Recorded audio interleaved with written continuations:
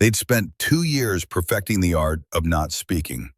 The courthouse hallway smelled like floor polish and old regret. Rachel stood near the water fountain.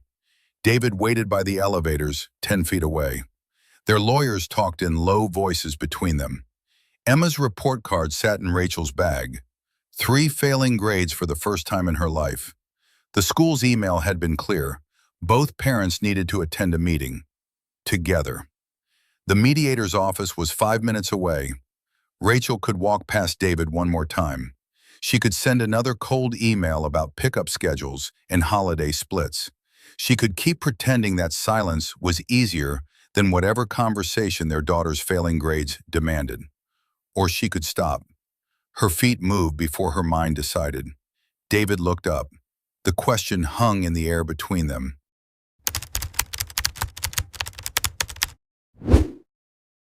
The courthouse hallway stretched long and institutional. Fluorescent lights hummed overhead, casting everything in cold white. Rachel's phone buzzed in her hand. Another email from Emma's school counselor.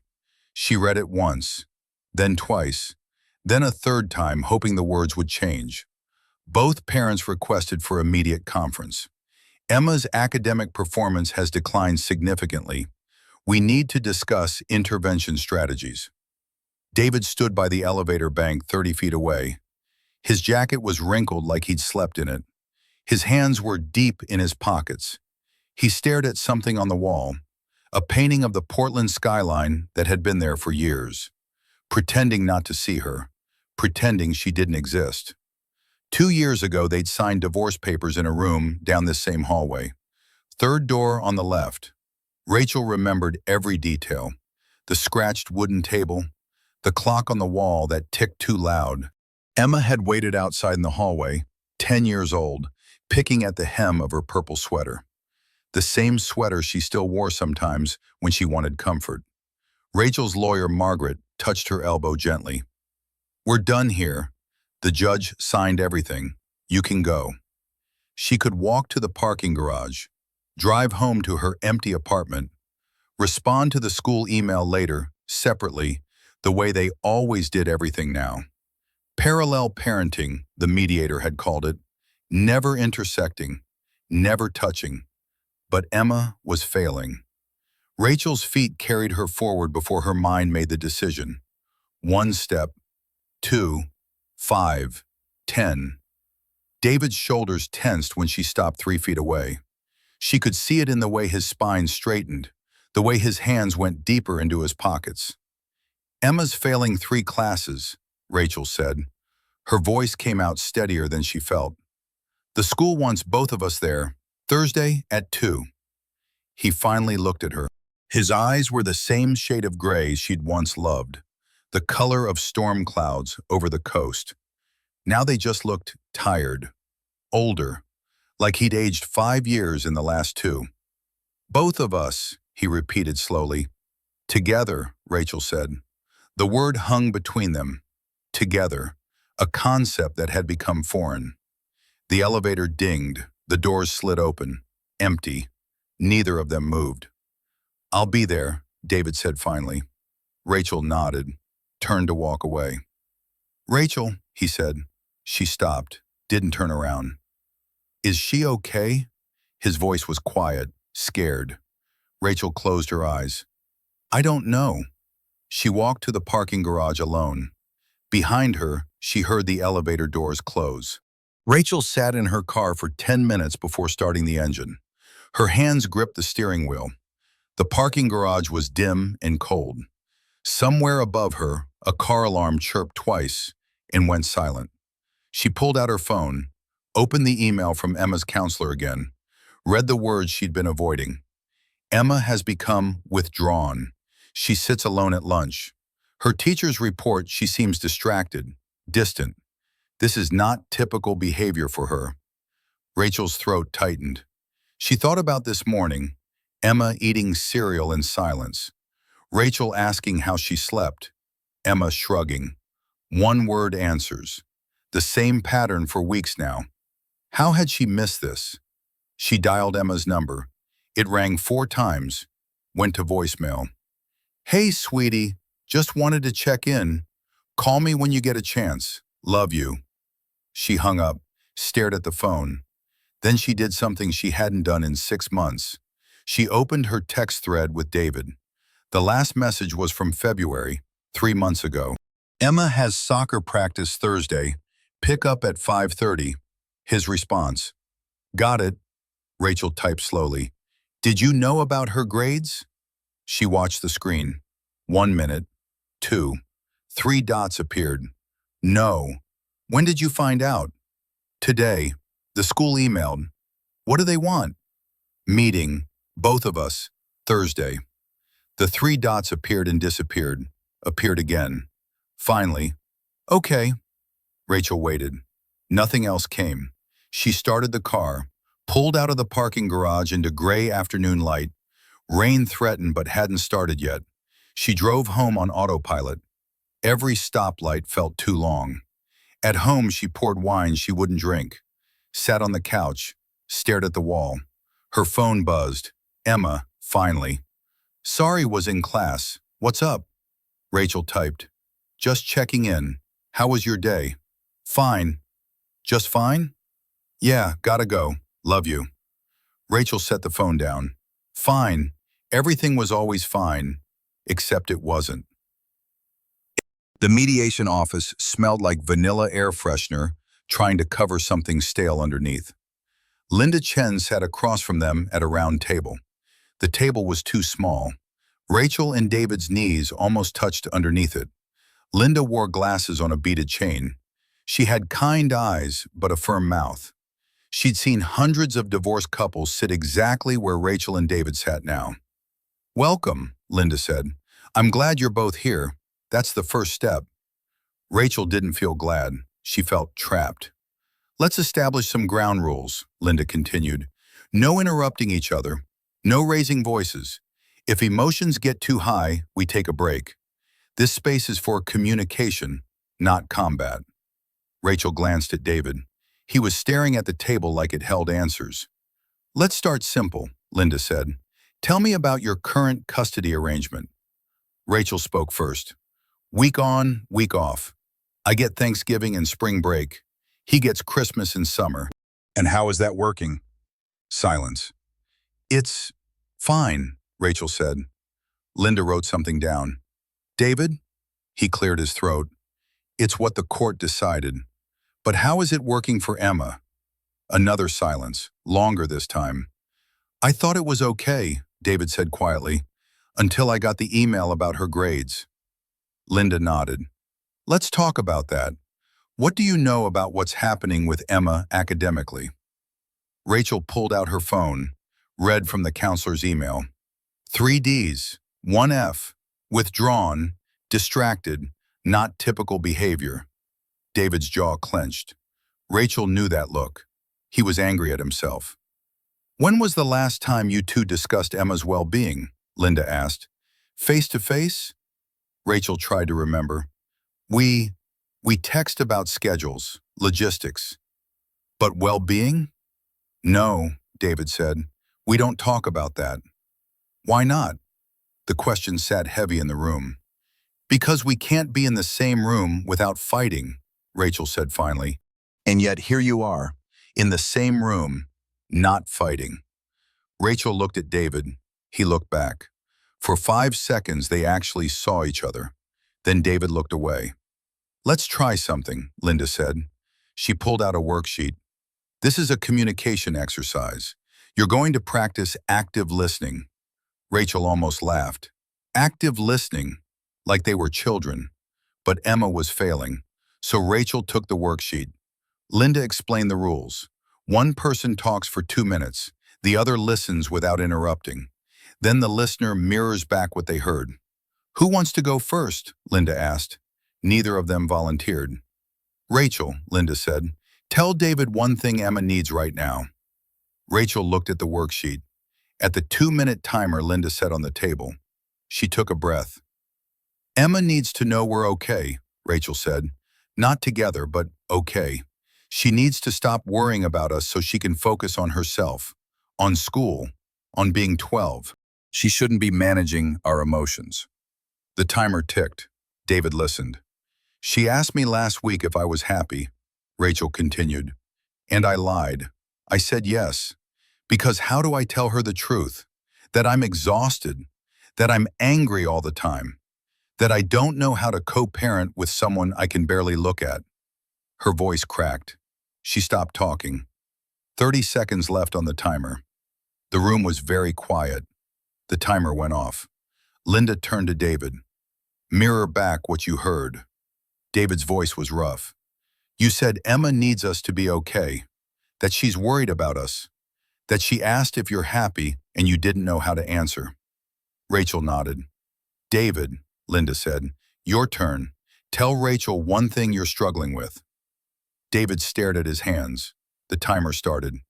I'm struggling with feeling like I don't matter, he said quietly. Like I'm just a name on a custody agreement. Emma's doing poorly and I had no idea. Because we don't communicate. We don't co-parent. We just exist in parallel universes. Rachel's chest tightened. I want to be more than every other week, David continued. I want to know when she's struggling. I want to help. But I don't know how to ask. Because every time I try, it feels like I'm stepping on your toes. Like you're waiting for me to mess up so you can prove I'm a bad father. The words hit like stones. The timer went off. Rachel, Linda said gently, mirror back. Rachel's throat was dry. You said you feel like you don't matter, that you want to be more involved, but you're afraid I'll judge you for it. David nodded, looked away. Linda set down her pen. This is the work. Being honest, being heard. It's uncomfortable, but it's necessary. Rachel felt tears prick her eyes. She blinked them back. Let's talk about Thanksgiving, Linda said. Emma will be with Rachel according to the agreement, but Emma asked David for Thanksgiving morning. Rachel, how does that feel? Rachel wanted to say no, to hold the boundary, to win, but Emma was failing. It feels like losing, Rachel said honestly. Like if I agree, you'll ask for more, and more, until I don't matter either. David's expression shifted. Surprise, then something softer. I wasn't trying to take anything from you, he said. I just wanted a few hours with her. Then ask differently, Rachel said. Don't make it sound like you're changing the rules. Ask like you care what I think. Silence. Can I have Thanksgiving morning with Emma? David asked quietly. A few hours, then I'll bring her to you by noon. Rachel looked at him, really looked, saw the tiredness, the fear, the same fear she carried. Yes, she said.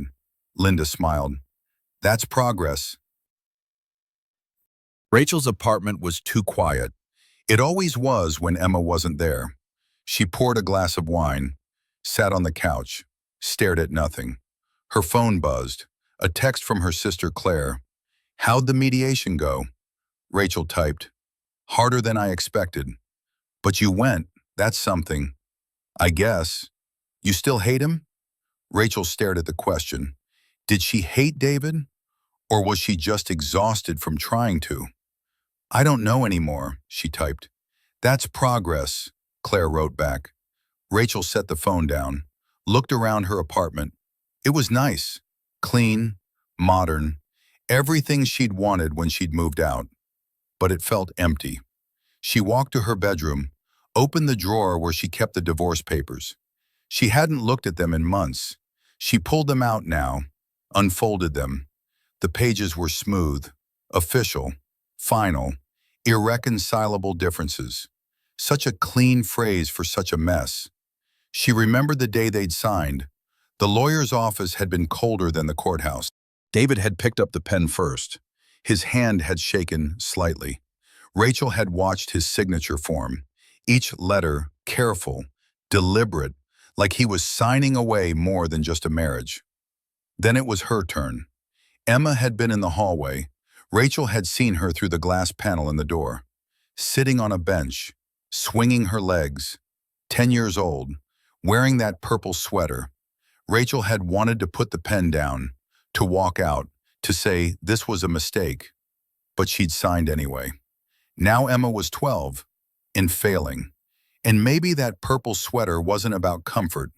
Maybe it was about holding on to something that used to feel safe.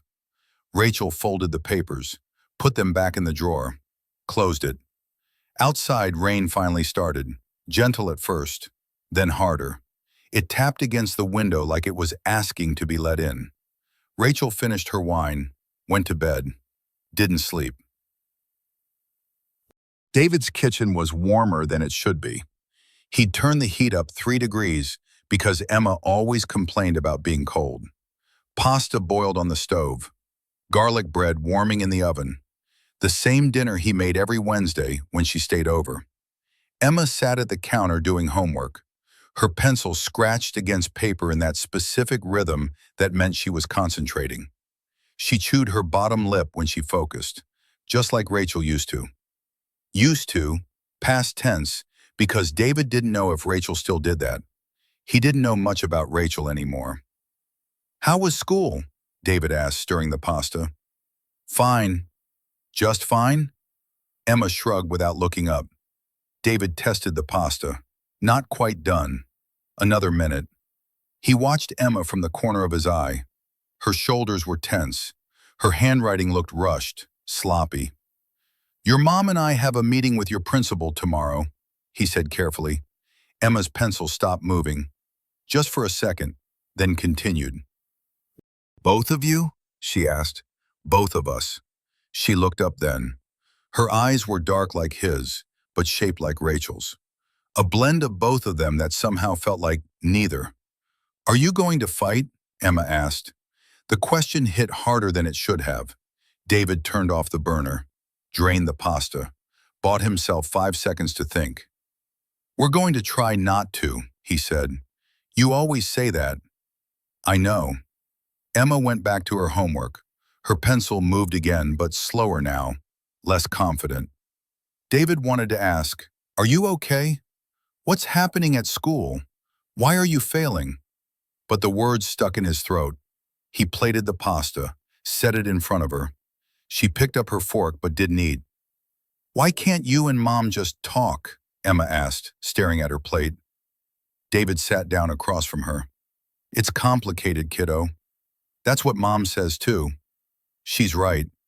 But you're the adults. You're supposed to figure out complicated things." David felt that like a punch. She was 12 and she was absolutely right. "We're trying," he said. "We really are." Emma finally looked at him.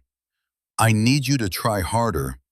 Her voice was quiet, but firm, like she'd been holding those words for a long time. "Okay," David said. "We will." Emma took a bite of pasta, chewed slowly, set down her fork. "I'm not really hungry," she said. "Can I go to my room?" David wanted to say no, to make her stay, to fix whatever was breaking. "Sure," he said instead. Emma took her plate, scraped most of the food into the trash, put the plate in the sink, walked to her room, closed the door gently. David sat alone in his too-warm kitchen. The garlic bread timer went off. He took it out, burned his thumb on the pan, didn't feel it. He pulled out his phone, looked at his text thread with Rachel. The message from earlier. "Okay," he typed. "Did Emma seem okay to you this week?" 3 dots appeared almost immediately. "No," Rachel wrote. "She didn't." David. "What do we do?" Rachel. "I don't know, but we figure it out tomorrow." David set the phone down, looked at the closed door of Emma's room. Light showed underneath, music playing softly. She was 12, and she needed them. Both of them, together. He just had to figure out how to do that with the person he'd been avoiding for 2 years. Principal Morgan's office had too many motivational posters. Reach for the stars. Believe in yourself. Every student matters. Rachel sat in one chair. David sat in the other. They'd arrived separately, hadn't spoken in the parking lot. Principal Morgan was in her 50s. Gray hair pulled back in a tight bun. Kind eyes, but a no-nonsense mouth. She'd been at the school for 20 years. She'd seen everything. Emma's guidance counselor, Miss Patel, stood near the window. Young, compassionate, worried. Principal Morgan folded her hands on her desk. "Thank you both for coming." Rachel nodded. So did David. "Let's be direct," Principal Morgan continued. She turned her computer screen, showed them Emma's grade portal. 3 Ds in English, math, and science. 1 F in social studies. "This is new. Emma has always been an AB student." Rachel's stomach dropped. Seeing it on screen made it real. "What happened?" David asked. "That's what we need to figure out," Ms. Patel said gently. "Has anything changed at home?" Rachel and David exchanged glances. Everything had changed at home, just not recently. "We got divorced 2 years ago," Rachel said, "but the custody arrangement has been stable." "Has Emma mentioned being upset about anything?" Principal Morgan asked. Rachel thought about it. "She's been quiet, but I thought that was just being 12. Kids her age do get moody," Miss Patel agreed.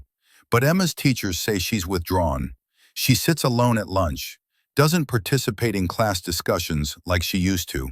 And her assignments," Miss Patel pulled out a folder, "look rushed, incomplete, like she's not trying." David leaned forward. "That doesn't sound like Emma." "Exactly," Principal Morgan said, "which is why we called you both in. Something is going on, and we need to figure out what." Rachel felt her throat tighten. "Has she talked to anyone? A friend? A teacher?" "Her English teacher asked her if everything was okay," Ms. Patel said. "Emma said things were complicated at home." She didn't elaborate. Complicated at home. Rachel looked at David. He looked back. They both knew what that meant. "We don't fight in front of her," Rachel said defensively. "I'm not suggesting you do," Principal Morgan said. "But kids are perceptive. They pick up on tension, on silence, on what's not being said." David's jaw clenched. Rachel recognized the look. He was angry at himself. "What do we do?" Rachel asked. Principal Morgan slid 2 folders across the desk. "These are resources, family counseling, academic tutoring. We want to support Emma, but she needs you two to support each other first." The words hung heavy. "She needs stability," Ms. Patel added. "She needs to know you're both present, together, for her." "We're trying," David said quietly. "Then try harder," Principal Morgan said. It wasn't unkind, just factual. Because right now, Emma is falling through the cracks. And if we don't catch her soon, this becomes more than just grades. Rachel felt tears threaten. She blinked them back. "We will. We'll do better." Principal Morgan's expression softened slightly. "I know divorce is hard, on everyone, but Emma shouldn't be the one paying for it." Rachel and David both nodded. They left the office separately. Rachel went out the front entrance. David went out the side door. They didn't say goodbye. In the parking lot, Rachel sat in her car and cried. The coffee shop was neutral territory. Not near Rachel's apartment, not near David's house. Somewhere in the middle of the city where neither of them had memories. They'd agreed to meet via text. "We should talk about what Principal Morgan said." Rachel ordered black coffee. David ordered the same. The barista called both names at once. They carried their cups to a table by the window, sat down, stared at the wood grain. Outside, people walked past. A woman with a dog, a man on his phone, a couple holding hands, life continuing like nothing was breaking. "So," Rachel said. "So," David echoed. The silence stretched, uncomfortable, heavy. "Emma's really struggling," Rachel said finally. "I know. We need to figure this out." "I know." Rachel looked up. "Then why does it feel impossible?" David's jaw tightened. "Because you act like I'm the enemy. Because you make everything a fight."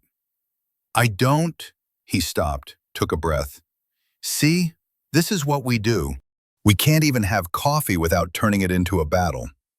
Rachel set her coffee down too hard. Liquid sloshed over the rim. "You wanted custody 5 days a week. You fought me on every single holiday. You hired a lawyer who, because you were trying to freeze me out, David interrupted. You changed the locks before I even moved out. You told Emma I left without telling her I was asked to leave. Because you did leave. You told me to. The words cracked between them like glass breaking. Rachel looked away. Her reflection in the window showed someone tired. Someone who'd been angry for so long, she'd forgotten what else she could be. This isn't helping Emma, she said finally. David stared at his coffee. The foam had dissolved. It looked cold. No, it's not. They sat in silence. The coffee shop door opened, closed, opened again. A group of college students came in laughing. Linda said we need to try the communication exercises, Rachel said. I know. We should actually try them, not just go through the motions. David looked at her. For the first time in months, really looked. Yeah, we should. I don't want Emma to fail because we can't get our shit together. Neither do I. They finished their coffee. It was cold by then, but neither of them ordered more. When they left, they didn't slam any doors. Rachel held the door open for David. He said thank you. Small things, but something. In the parking lot, David stopped. I'm sorry for whatever part I played in this, in us getting to this point. Rachel felt her throat tighten. I'm sorry too. They didn't hug, didn't touch, just nodded. Then they got in their separate cars and drove away. But something had shifted, just slightly, like a door that had been locked for years had opened just a crack. The second mediation session felt different. Linda had rearranged the room.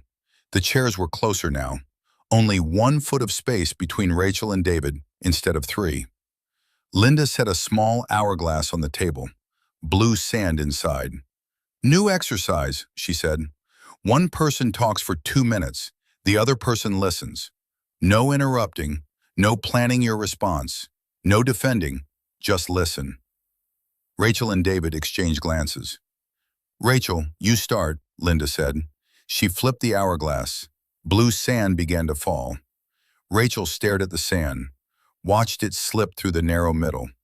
She took a breath. I don't even know where to start, she said. Her voice felt too loud in the quiet room.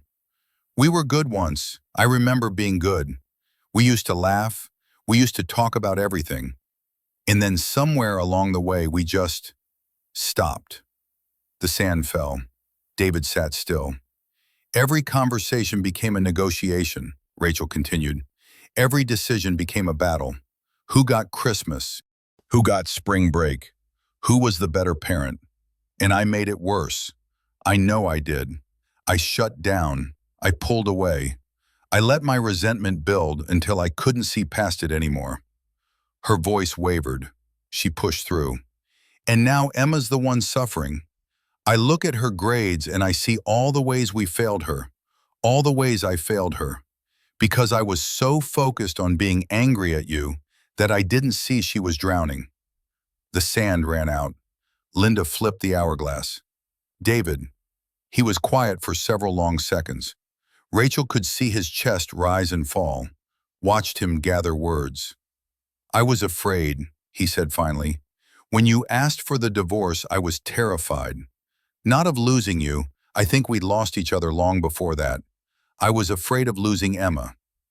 Rachel's hands were folded tight in her lap. I thought if I didn't fight for every hour, every holiday, every moment, you'd make sure I barely saw her. So I fought for everything. Not because I didn't trust you, because I didn't trust that I'd still matter to her, that I'd still be her dad. His voice broke slightly. He cleared his throat. I made everything harder than it needed to be. I turned us into opponents when we should have been partners. And Emma's paying for that. She's 12 and she's failing, and she shouldn't have to carry the weight of our mistakes. The sand ran out. The room was very quiet. Linda looked at both of them. What do you want Emma to remember about this time in her life? Neither of them answered immediately. Then Rachel spoke. Not this. Not us hating each other. Not being afraid to be in the same room. David nodded slowly. I want her to remember that we figured it out, that we learned to do better, that we put her first. Linda's expression softened. Then that's what you work toward. It won't be easy. You'll backslide. You'll have hard days. But if you keep that goal in front of you, you can get there. Rachel looked at David. He looked back. It wasn't forgiveness. Not yet. But it was something less sharp than anger. It was a beginning. Emma's bedroom at David's house still had glow-in-the-dark stars on the ceiling. Rachel had put them up 5 years ago when Emma was 7 and afraid of the dark. They were peeling at the edges now, needed to be replaced. But Emma wouldn't let David take them down. David sat on the edge of Emma's bed. She was under the covers, phone on the nightstand, lights dimmed. Reading a book, or pretending to. Good book? David asked. It's okay. Just okay? Emma shrugged, set the book down. Dad? Yeah? Are you and Mom getting back together? David's chest tightened. No, kiddo, we're not. I didn't think so. Just wanted to make sure. She said it so casually, but David heard the weight underneath. Would you want us to? He asked carefully. Emma thought about it. I used to, when you first split up, but now, I don't know. You guys seem like you're better apart. Less sad. Less sad. That's what they'd become. The bar was so low. But I do want you to not hate each other, Emma continued. That would be nice. We don't hate each other.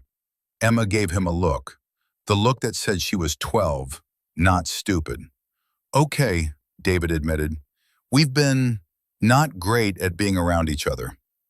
Yeah, but we're working on it, I promise. Emma pulled the blanket up to her chin. I heard you and Mom on the phone earlier. You didn't yell. David blinked. That was the bar now, not yelling. We're trying to do better, he said. Emma looked at the ceiling. The stars glowed faint green in the darkness. Do you think you will? Actually do better? David wanted to promise, to guarantee it, but promises felt dangerous when he'd broken so many already. I think we're going to try really hard, he said instead. For you. Emma was quiet for a long moment. Then she said, That's more than you used to say. David leaned down, kissed her forehead. Get some sleep, kiddo. Dad? Yeah? I love you. His throat tightened. I love you too. So much.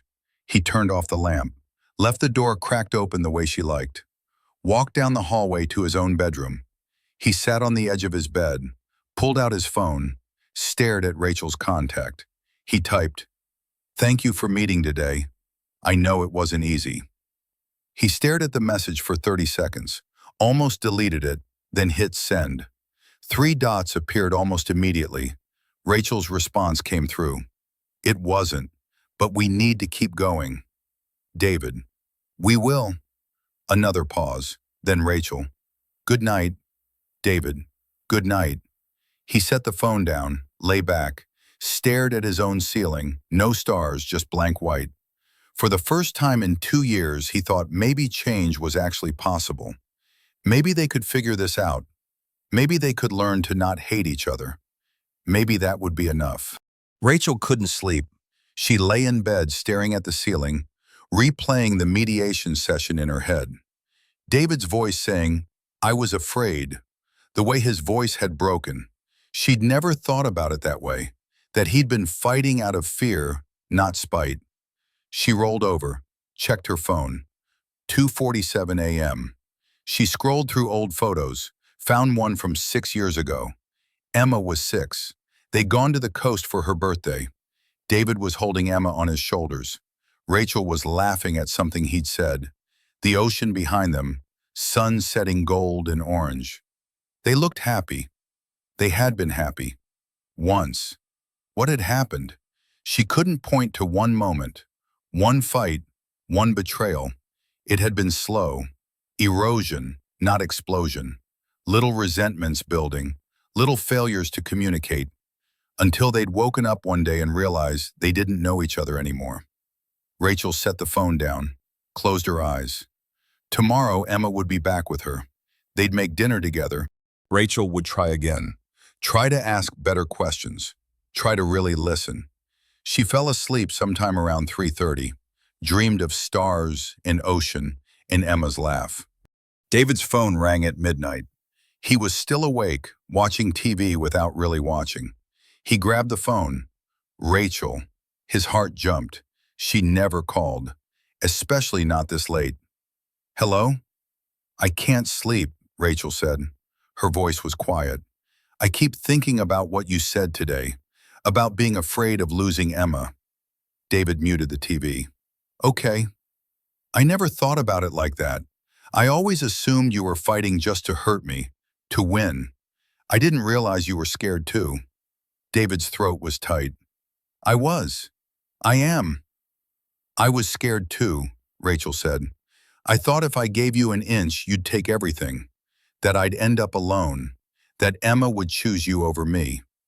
She shouldn't have to choose. I know. They were quiet.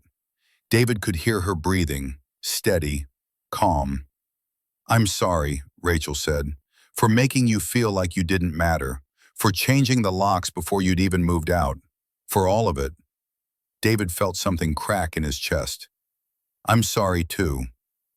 For fighting every single thing.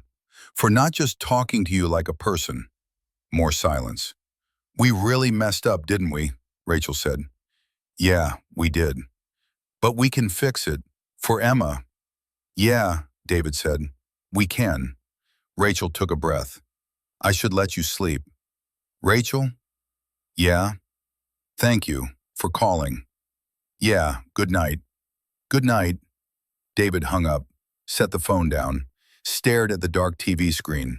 Something was shifting, slowly, like ice breaking up after a long winter. They weren't there yet, weren't even close, but they were trying, and maybe, for now, that was enough. Outside, the wind picked up. Leaves scraped against the window. The house settled into quiet. But it was a different kind of quiet now. Less empty, less final. Just quiet. The third mediation session started with silence. Not the hostile kind from their first meeting. Just quiet. The kind that comes from people who are tired of fighting. Linda Chen set a worksheet on the table between them. It was a grid with feelings listed down the left side. Angry, hurt, scared, hopeful, tired, relieved, guilty. Circle what you're feeling right now, Linda said. Be honest, this is just for you. Rachel picked up the pen. Her hand hovered over the page. She circled tired. Then after hesitating, scared. David circled guilty and hopeful. Linda collected the sheets, read them without expression, nodded once. Rachel, you said scared. What scares you? Rachel folded her hands on the table. The office was warmer today. Someone had opened a window. She could hear traffic outside, horns, engines, the sound of the city continuing. That we're too broken, she said quietly. That we've hurt Emma too much already. That even if we try our hardest, it won't be enough to fix what we've done. Linda turned to David. What did you hear Rachel say? David looked at Rachel, not at the table, at her, really at her. You're afraid we can't fix this, he said, that the damage is permanent, that Emma won't recover. Rachel nodded. Something loosened in her chest. Being heard, actually heard. David, you said hopeful, Linda continued. Why? He took a breath, let it out slowly. Because we're here. Because we keep showing up even when it's hard, even when we want to run. That has to mean something. Linda leaned back in her chair. It does. Progress isn't linear. You'll have good days and terrible days, days where you want to give up. But the fact that you're both still trying matters. To Emma, to each other, whether you realize it yet or not. She pulled out another exercise sheet. This one had 2 columns. Then and now. This one's harder, Linda said. I want you to each share one thing you appreciated about the other person when you were married. Just one thing. Small or big, doesn't matter. The room went very still. Rachel's throat tightened. She didn't want to do this. Didn't want to dig up memories that would only make the present hurt more. That would remind her of everything they'd lost. But Linda was waiting, patient, unmovable. Rachel spoke first. Her voice came out rough. You were a good dad from day one. When Emma was born, you didn't sleep for 3 days straight. You just held her, walked around the hospital room. You didn't want to miss a single moment. You were terrified and amazing all at once. David's expression shifted. Something soft crossed his face. Something that might have been pain or gratitude or both. You made us feel like a family, he said quietly, looking down at his hands. You'd set the table even on regular weeknights. Light candles. Make it feel special. Make it feel like we mattered. I didn't appreciate that enough at the time. I thought it was just what people did. But it wasn't. It was you, caring about us. Rachel blinked hard, looked away, focused on a spot on the wall. Linda let the silence sit for a moment, let the words settle. Those people still exist, she said finally. You're still those people. You're just learning how to be them separately, learning how to appreciate each other without needing to be together. Rachel picked up her coffee cup. It was empty. She held it anyway, just to have something to do with her hands. Same time next week? Linda asked. Same time, David said. Rachel nodded. They left separately, but when Rachel got to her car, she sat for 5 minutes before starting the engine, thinking about candles on a weeknight table, about David holding newborn Emma, about who they used to be. The restaurant was nice. Too nice for a first date, really. Nathan had made reservations at an Italian place downtown. White tablecloths, soft lighting, a pianist in the corner playing something classical.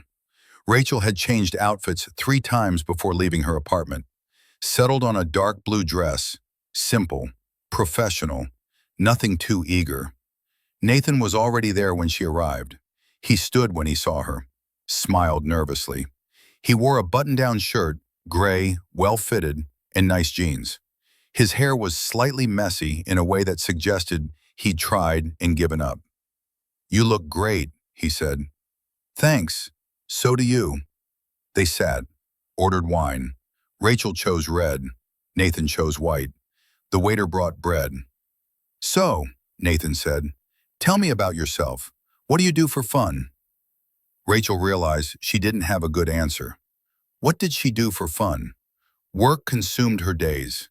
Emma consumed her free time. What was left? I work a lot, she said honestly. I spend time with my daughter. What's her name? Emma. She's 12. Nathan smiled. That's a great age. Still young enough to want to hang out with you. Old enough to have real conversations. Rachel laughed.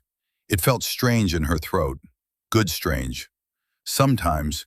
Other times she's monosyllabic and I have no idea what's going on in her head. Sounds like being 12. The food arrived. Salmon for Rachel, cooked perfectly. Steak for Nathan, medium rare. They talked about work. Nathan was a graphic designer for a marketing firm. About Portland weather, the eternal complaint. About the best coffee shops, the worst traffic routes, the places they wanted to travel but never had time. The conversation flowed easier than Rachel expected. Nathan asked questions and actually listened. He laughed at himself. He was kind without trying too hard. But underneath it all, Rachel felt something heavy. A stone in her chest she couldn't name. Nathan was everything she should want.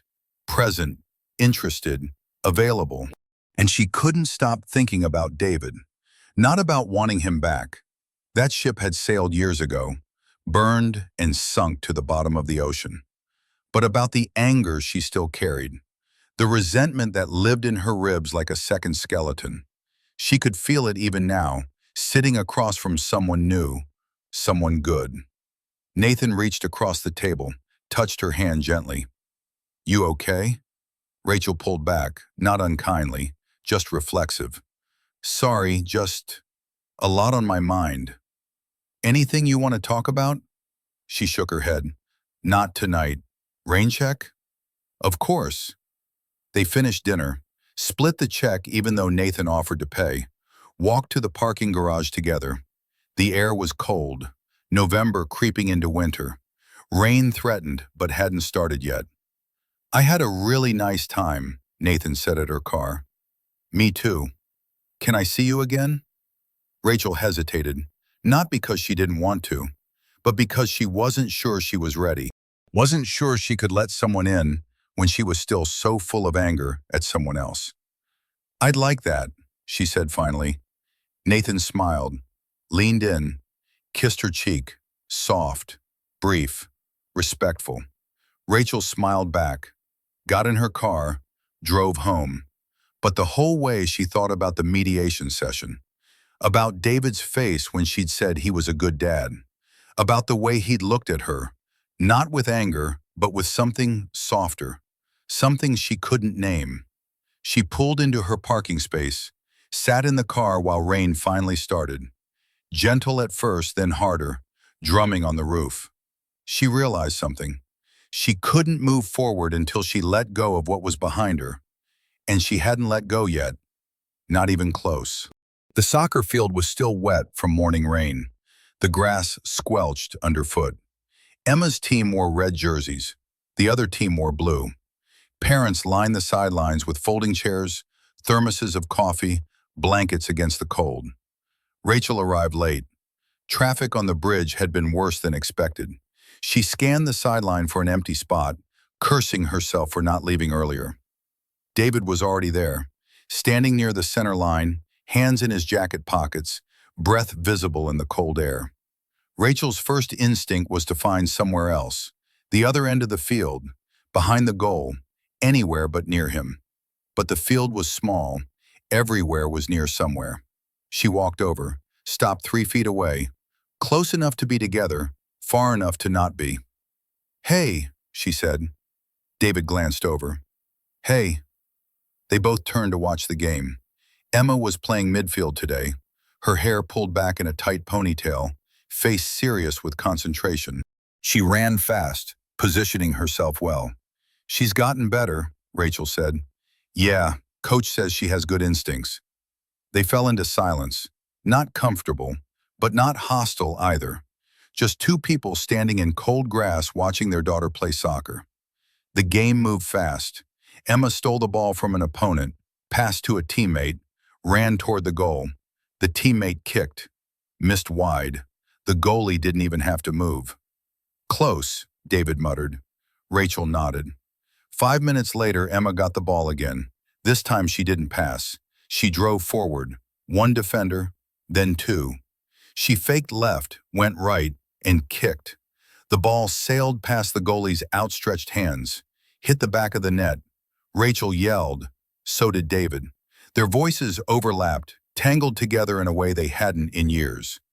Emma turned toward the sideline, saw them both. Her face lit up, pure joy, not complicated, not heavy, just happy. For 5 seconds, Rachel and David were just two parents cheering for their kid. Nothing else mattered. Nothing else existed. Then the moment passed. Emma jogged back to position. The game continued. She needed that, David said quietly. Yeah, she did. They watched the rest of the game in silence. The score ended 3-2, Emma's team winning. When the final whistle blew, Emma ran over, still flushed and sweaty and grinning. Did you see? She asked breathlessly.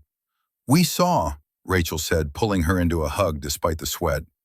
You were incredible, David added. Emma hugged him next, then stepped back, looking between them. Her smile got even wider. You're both here. Together. Rachel felt something twist in her chest. Not pain exactly, something else. Realization, maybe, of how much Emma needed this, needed them. Together. We're both here, Rachel echoed. Emma hugged them both one more time, then ran off to find her teammates. Rachel and David stood in the damp grass. Parents packed up chairs around them. Kids laughed. Someone's phone played music. Next game is Tuesday, David said. I'll be there, Rachel said. Me too. They walked to their separate cars, but for the first time in 2 years, it didn't feel like retreat, just distance. Necessary distance, but not infinite. In her car, Rachel sat for a moment before starting the engine. She thought about Emma's face when she saw them both there, the way it had lit up. She pulled out her phone, texted David, "Thanks for being there today." His response came quickly, "Thanks for not making it weird." Rachel smiled despite herself, typed, "Baby steps." David, "Yeah, baby steps." David's classroom was empty. Last period had ended 20 minutes ago. Most teachers had left already, but David sat at his desk grading essays, red pen in hand, careful notes in the margins. One of his students, Marcus, had written about family, about divorce, about feeling caught between two parents who couldn't be in the same room. David set the pen down, rubbed his eyes, felt the weight of it. He thought about the night he and Rachel had decided to divorce. It had been late, past midnight, Emma asleep upstairs. They'd sat at the kitchen table, the same table where they'd eaten 1,000 meals together, where they'd celebrated birthdays, where Emma had done homework while they cooked dinner. Rachel had been crying, not loud, just quiet tears sliding down her face. "We've forgotten how to be kind to each other," she'd said. David had wanted to argue, to say they could fix it, that they could go to counseling, try harder, find their way back. But he'd looked at her face and known she was right. They'd been cruel, not in big ways, not with yelling or throwing things, in small ways, sarcastic comments, eye rolls, long silences that said more than words ever could. Death by 1,000 paper cuts. He remembered the exact moment he knew it was over. Rachel had made dinner, pot roast his favorite. He'd come home late from parent-teacher conferences, exhausted, irritable. She'd said, "Food's in the fridge," and walked away. Not angry, not disappointed, just done. That was worse than fighting. Done meant there was nothing left to fight for. David picked up his phone, scrolled to Rachel's contact. Their text thread was fuller now than it had been in months, but still mostly logistics. "Emma has practice at 4, doctor appointment Thursday. Can you pick her up Friday?" He typed, "Thank you for coming to the game today. Emma really needed that." 3 dots appeared, disappeared, appeared again. Rachel. Of course. She needed both of us. David stared at the screen, typed, "We should try to do that more, show up together." The response came faster this time. "I think you're right, David. Not just for soccer, for everything." A longer pause, then, "Yeah, for everything." David set the phone down, looked at Marcus's essay, picked up his red pen. He wrote in the margin, "This is brave and honest. Thank you for trusting me with it. Things get better, I promise." Then he packed up his papers, turned off the lights, walked out to his car in the dimming afternoon. The rain had stopped. The sky was clearing. Thin light broke through gray clouds and slanted beams. It wasn't much, but it was something. The 4th mediation session felt different from the moment Rachel walked in. She arrived early, unusual for her. David was already there, also unusual. They'd both gotten better at this, at showing up. They sat on the same side of the table without being told. Linda noticed but said nothing, just smiled slightly. "How was your week?" Linda asked, settling into her chair. "Better," Rachel said. "We both went to Emma's soccer game. She scored."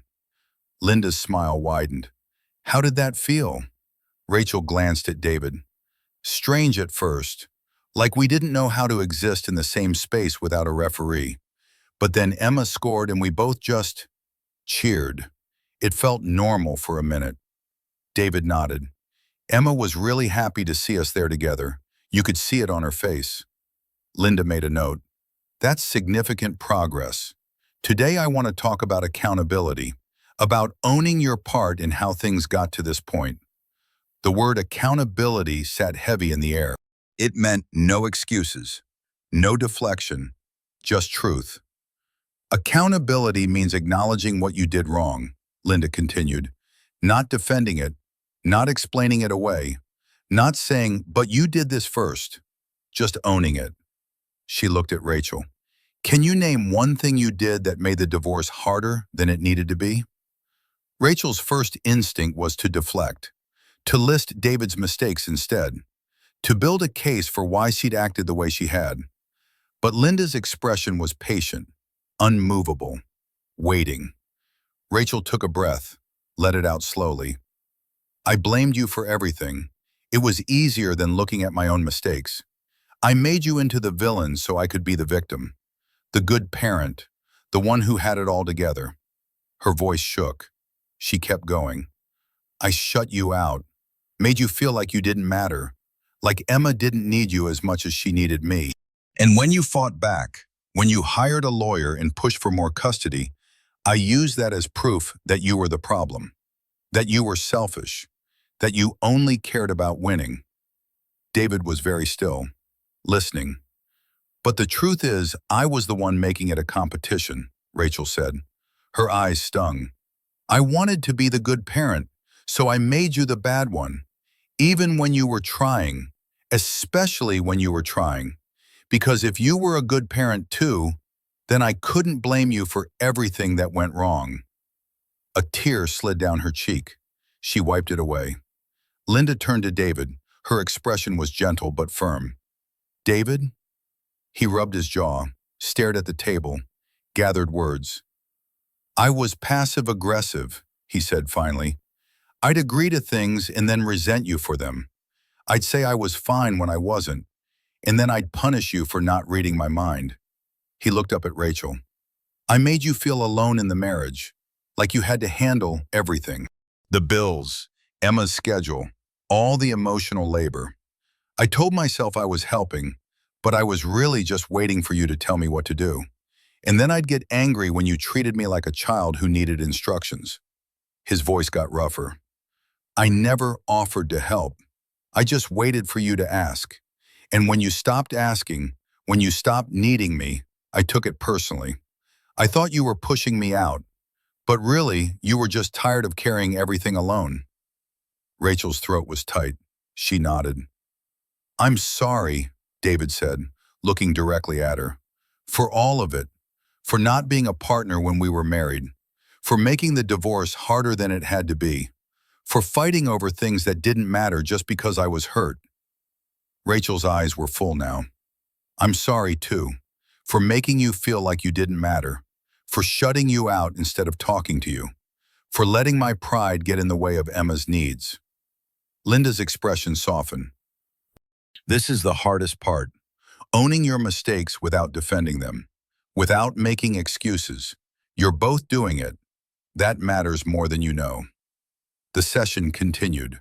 They talked about communication patterns, about triggers, about how to co-parent without falling into old traps, about how to apologize to Emma without making her responsible for fixing them. When the hour ended, Rachel and David walked out together, down the hallway, into the elevator. I meant what I said, David said quietly as the elevator descended. I am sorry. Rachel looked at him, really looked, not at who he'd become during the divorce, angry, defensive, petty, at who he'd been before that.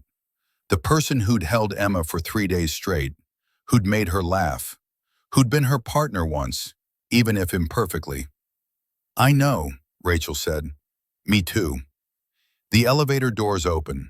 They stepped out into the parking garage. Cool concrete and exhaust fumes and gray light. Same time next week? David asked. Rachel smiled. Small. Real. Same time. Emma sat on Rachel's couch, legs tucked under her, homework spread on the coffee table. Rachel sat beside her, laptop open, trying to focus on work emails but mostly just watching Emma out of the corner of her eye. Emma seemed lighter than she had in weeks, less hunched, less closed off. "Mom," Emma said without looking up. "Mm? Can I ask you something?" Rachel closed her laptop. "Of course." Emma set her pencil down. Her expression was serious, careful, like she was testing the ice on a frozen pond. "Do you still love Dad?" The question hit like cold water. Rachel's first instinct was to deflect, to give a vague answer that didn't commit to anything. But Emma deserved more than that. "That's complicated," Rachel said slowly, trying to find the right words. "That's not an answer." Rachel sighed, set her laptop on the coffee table, turned to face Emma properly. "I'll always love the person your dad was to me," she said carefully. "The person who made me laugh when I was sad, who took care of me when I had the flu, who cried when you were born because he was so happy and so scared at the same time." Emma listened, didn't interrupt. "But people change," Rachel continued. "We grew apart, became different people, and the person I am now doesn't fit with the person he is now. Not in the way we used to fit. That doesn't mean we don't care about each other. It just means we can't be married anymore."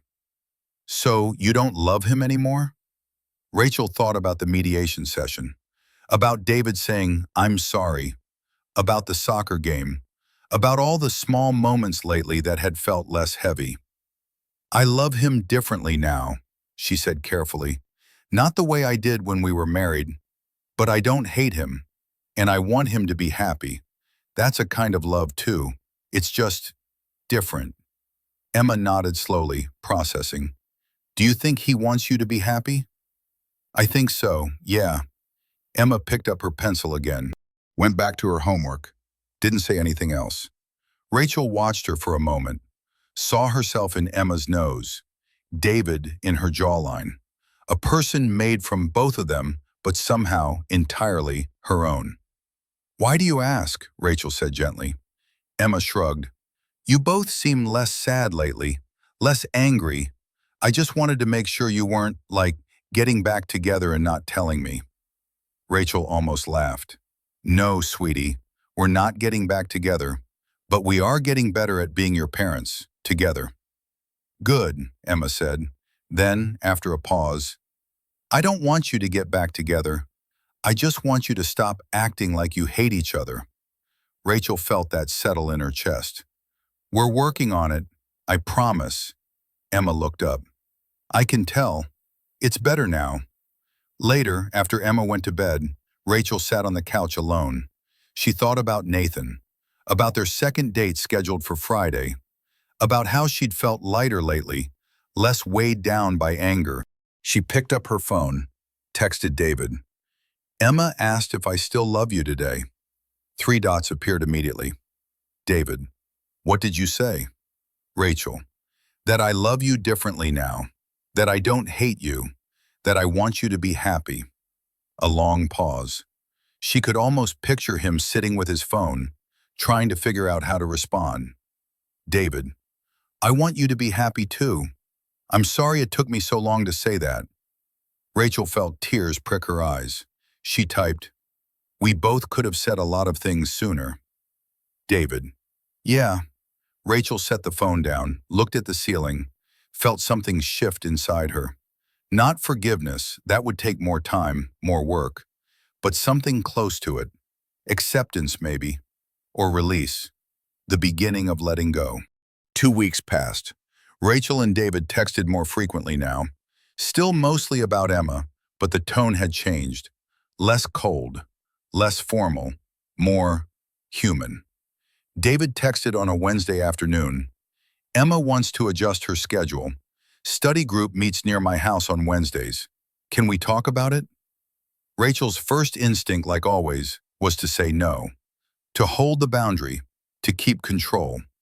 But she caught herself, took a breath, typed, "Call me?" The phone rang 30 seconds later. "Hey," David said. "Hey." "So Emma mentioned this study group," David started. "It's for science, meets Wednesday evenings. She thinks it would be easier if she stayed at my place those nights, since it's closer." Rachel thought about it. Wednesdays were her nights, Giving them up meant less time with Emma, meant loosening her grip. That makes sense, she said. If it's better for Emma, it's fine. Silence. She could hear David breathing. Really? He said finally. Yeah, really. Thank you for being flexible. You would have done the same. I don't know if I would have, David admitted. 6 months ago, I would have fought you on principle, even if it didn't make sense. Rachel smiled despite herself. 6 months ago, I would have said no just to prove I could. David laughed. Quiet, real. We were pretty terrible, huh? The worst. They talked for 10 more minutes, about Emma's grades, slowly improving, about her friends, about whether she should try out for the spring musical. Normal parent things. Things they should have been talking about all along. When they hung up, Rachel realized something. She didn't feel drained, didn't feel like she just survived a battle. She felt normal, like she just talked to someone she used to know well, who she was learning to know again. She texted Nathan. Still on for Friday? Nathan. Absolutely, looking forward to it. She smiled, put the phone away, went back to work. But something had shifted. Some weight she'd been carrying had gotten lighter. She was finally ready to move forward. Not because she'd forgotten the past, but because she'd made peace with it. Thanksgiving week arrived too fast. Emma had been dropping hints for 2 weeks straight, each one more pointed than the last. She said it again at dinner Tuesday night. Rachel was at David's house for pickup. Emma's backpack sat by the door, homework folder sticking out. What if we all had Thanksgiving together? Emma said, not quite looking at either of them. Rachel and David both stopped mid-motion, looked at each other across the kitchen. Like, the three of us? Rachel asked carefully. Yeah, like a family. David shifted his weight. We've talked about this. Your mom and I know, Emma interrupted. You're not getting back together. I get that. I'm not asking for that. I just want one day where we all sit down together and it's not weird, where I don't have to split everything in half. Rachel's throat tightened. She looked at David. He looked back. A silent question passed between them. Could they do this? Should they? We could try, Rachel said slowly, surprising herself. If your dad's okay with it. David hesitated for just a moment, then nodded. Yeah, we could try. Emma's face transformed. Pure joy. Really? You're serious? Really, David confirmed. But we need ground rules, Rachel added. Neutral location. Not your house, not mine. A restaurant. And we're civil, no matter what.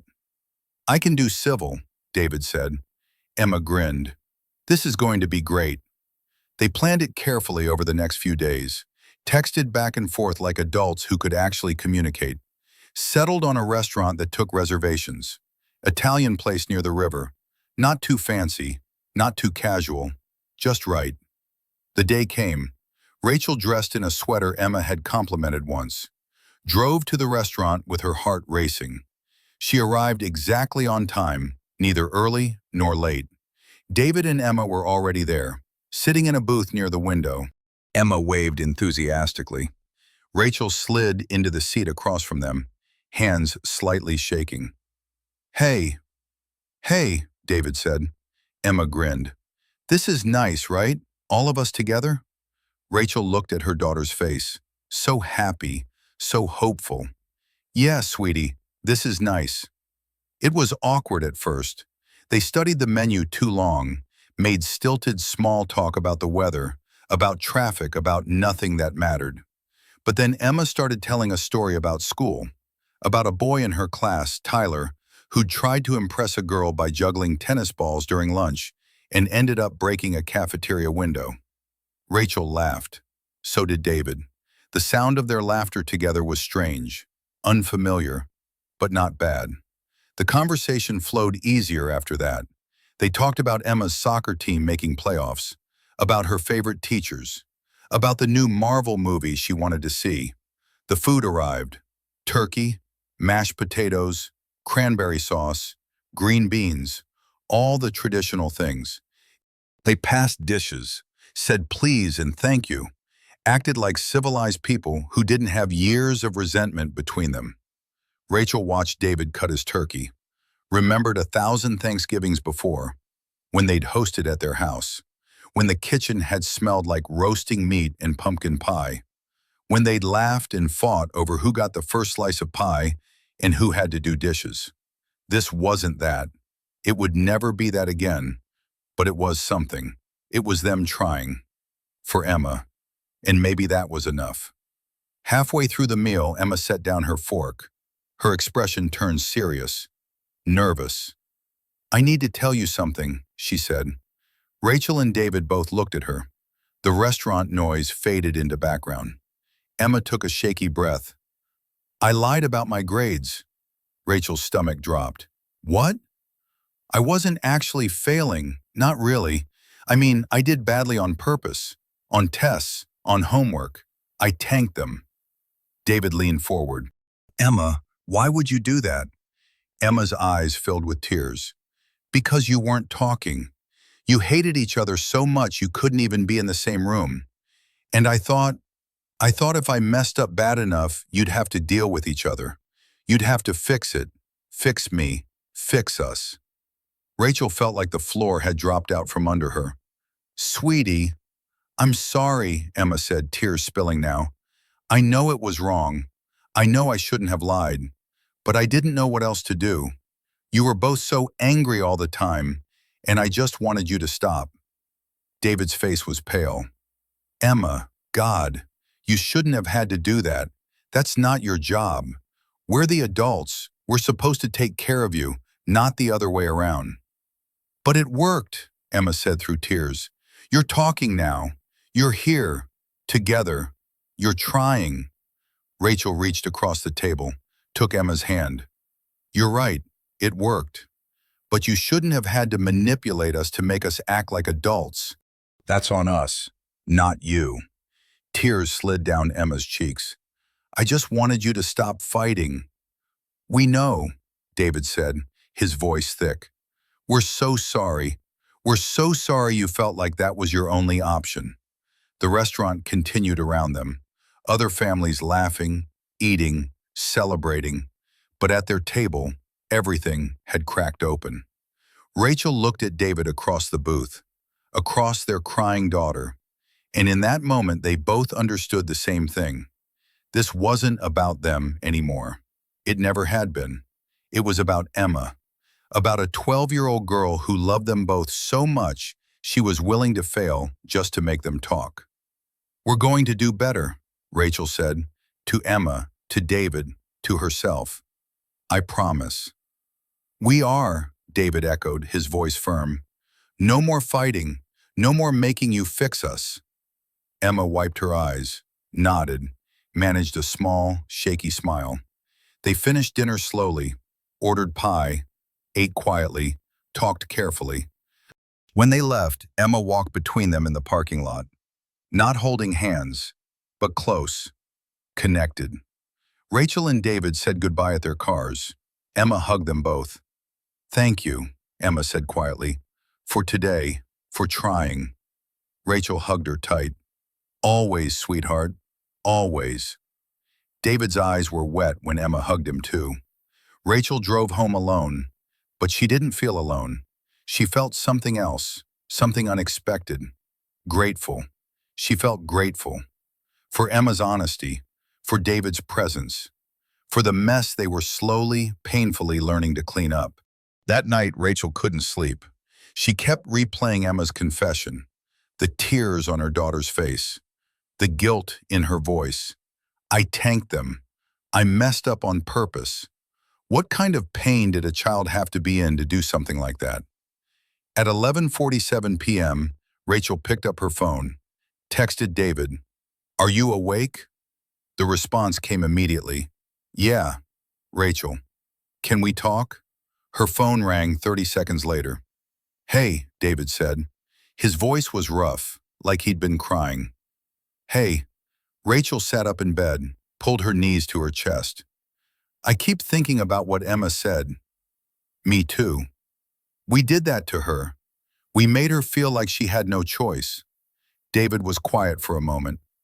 I know, and I don't know how to make that right. How do you apologize to your kid for making her childhood harder than it needed to be? You keep showing up, Rachel said. You keep trying. You prove to her that she doesn't have to fix us, that we can fix ourselves. Yeah, they were both quiet. The line crackled slightly. I'm proud of us, David said finally. For today, for showing up even though it was hard, for trying. Rachel felt tears prick her eyes. Me too. We're not perfect. We're going to mess up again. Probably. But we're better than we were. Yeah, Rachel said softly. We are. They talked for 20 more minutes. About Emma, about their fears for her, about the holidays coming up, about nothing and everything. When they finally hung up, Rachel lay back down, stared at the ceiling. She thought about Nathan, about their third date next week, about how she was finally ready to be fully present with someone new. Not because she'd forgotten David, but because she'd forgiven him and herself. She closed her eyes, felt sleep pull at her edges. Outside, the wind moved through bare trees. Rain tapped gently at the window. Inside, everything was quiet, still. And for the first time in 2 years, Rachel felt something close to peace. The weekend after Thanksgiving, Rachel sat alone in her apartment. Emma was with David. The place felt too quiet, too empty. She'd grown used to the silence over the past 2 years, but somehow it felt different now. Heavier, more intentional. She made coffee she didn't really want, sat on the couch with her laptop, tried to catch up on work emails, but her mind kept drifting back to Thanksgiving dinner, to Emma's face when she'd confessed, to the tears, to the guilt Rachel had seen in her daughter's eyes. I tanked them on purpose. Rachel set the laptop aside, pulled out her phone, scrolled through photos, found one from Emma's 11th birthday, 2 years ago, the last birthday before the divorce was final. In the photo, Rachel and David stood on either side of Emma, birthday cake between them, all three of them smiling. But if you looked close, and Rachel was looking close now, you could see the tension. David's smile didn't reach his eyes. Rachel's shoulders were stiff. Only Emma looked genuinely happy, oblivious to the fractures forming beneath her feet. Or maybe not oblivious. Maybe she'd seen it all along. Rachel thought about the purple sweater Emma still wore, the glow-in-the-dark stars on her ceiling at David's house, all the things Emma held on to from before, from when they'd been a family. Her phone buzzed. A text from her sister Claire. How are you doing? After Thursday? Rachel stared at the message. How was she doing? She typed, I don't know. Grateful? Guilty? Both? Claire, Emma's okay. She's strong. She'll be okay. Rachel, but she shouldn't have had to be strong. She's 12. Claire, I know, but you're fixing it now. That counts.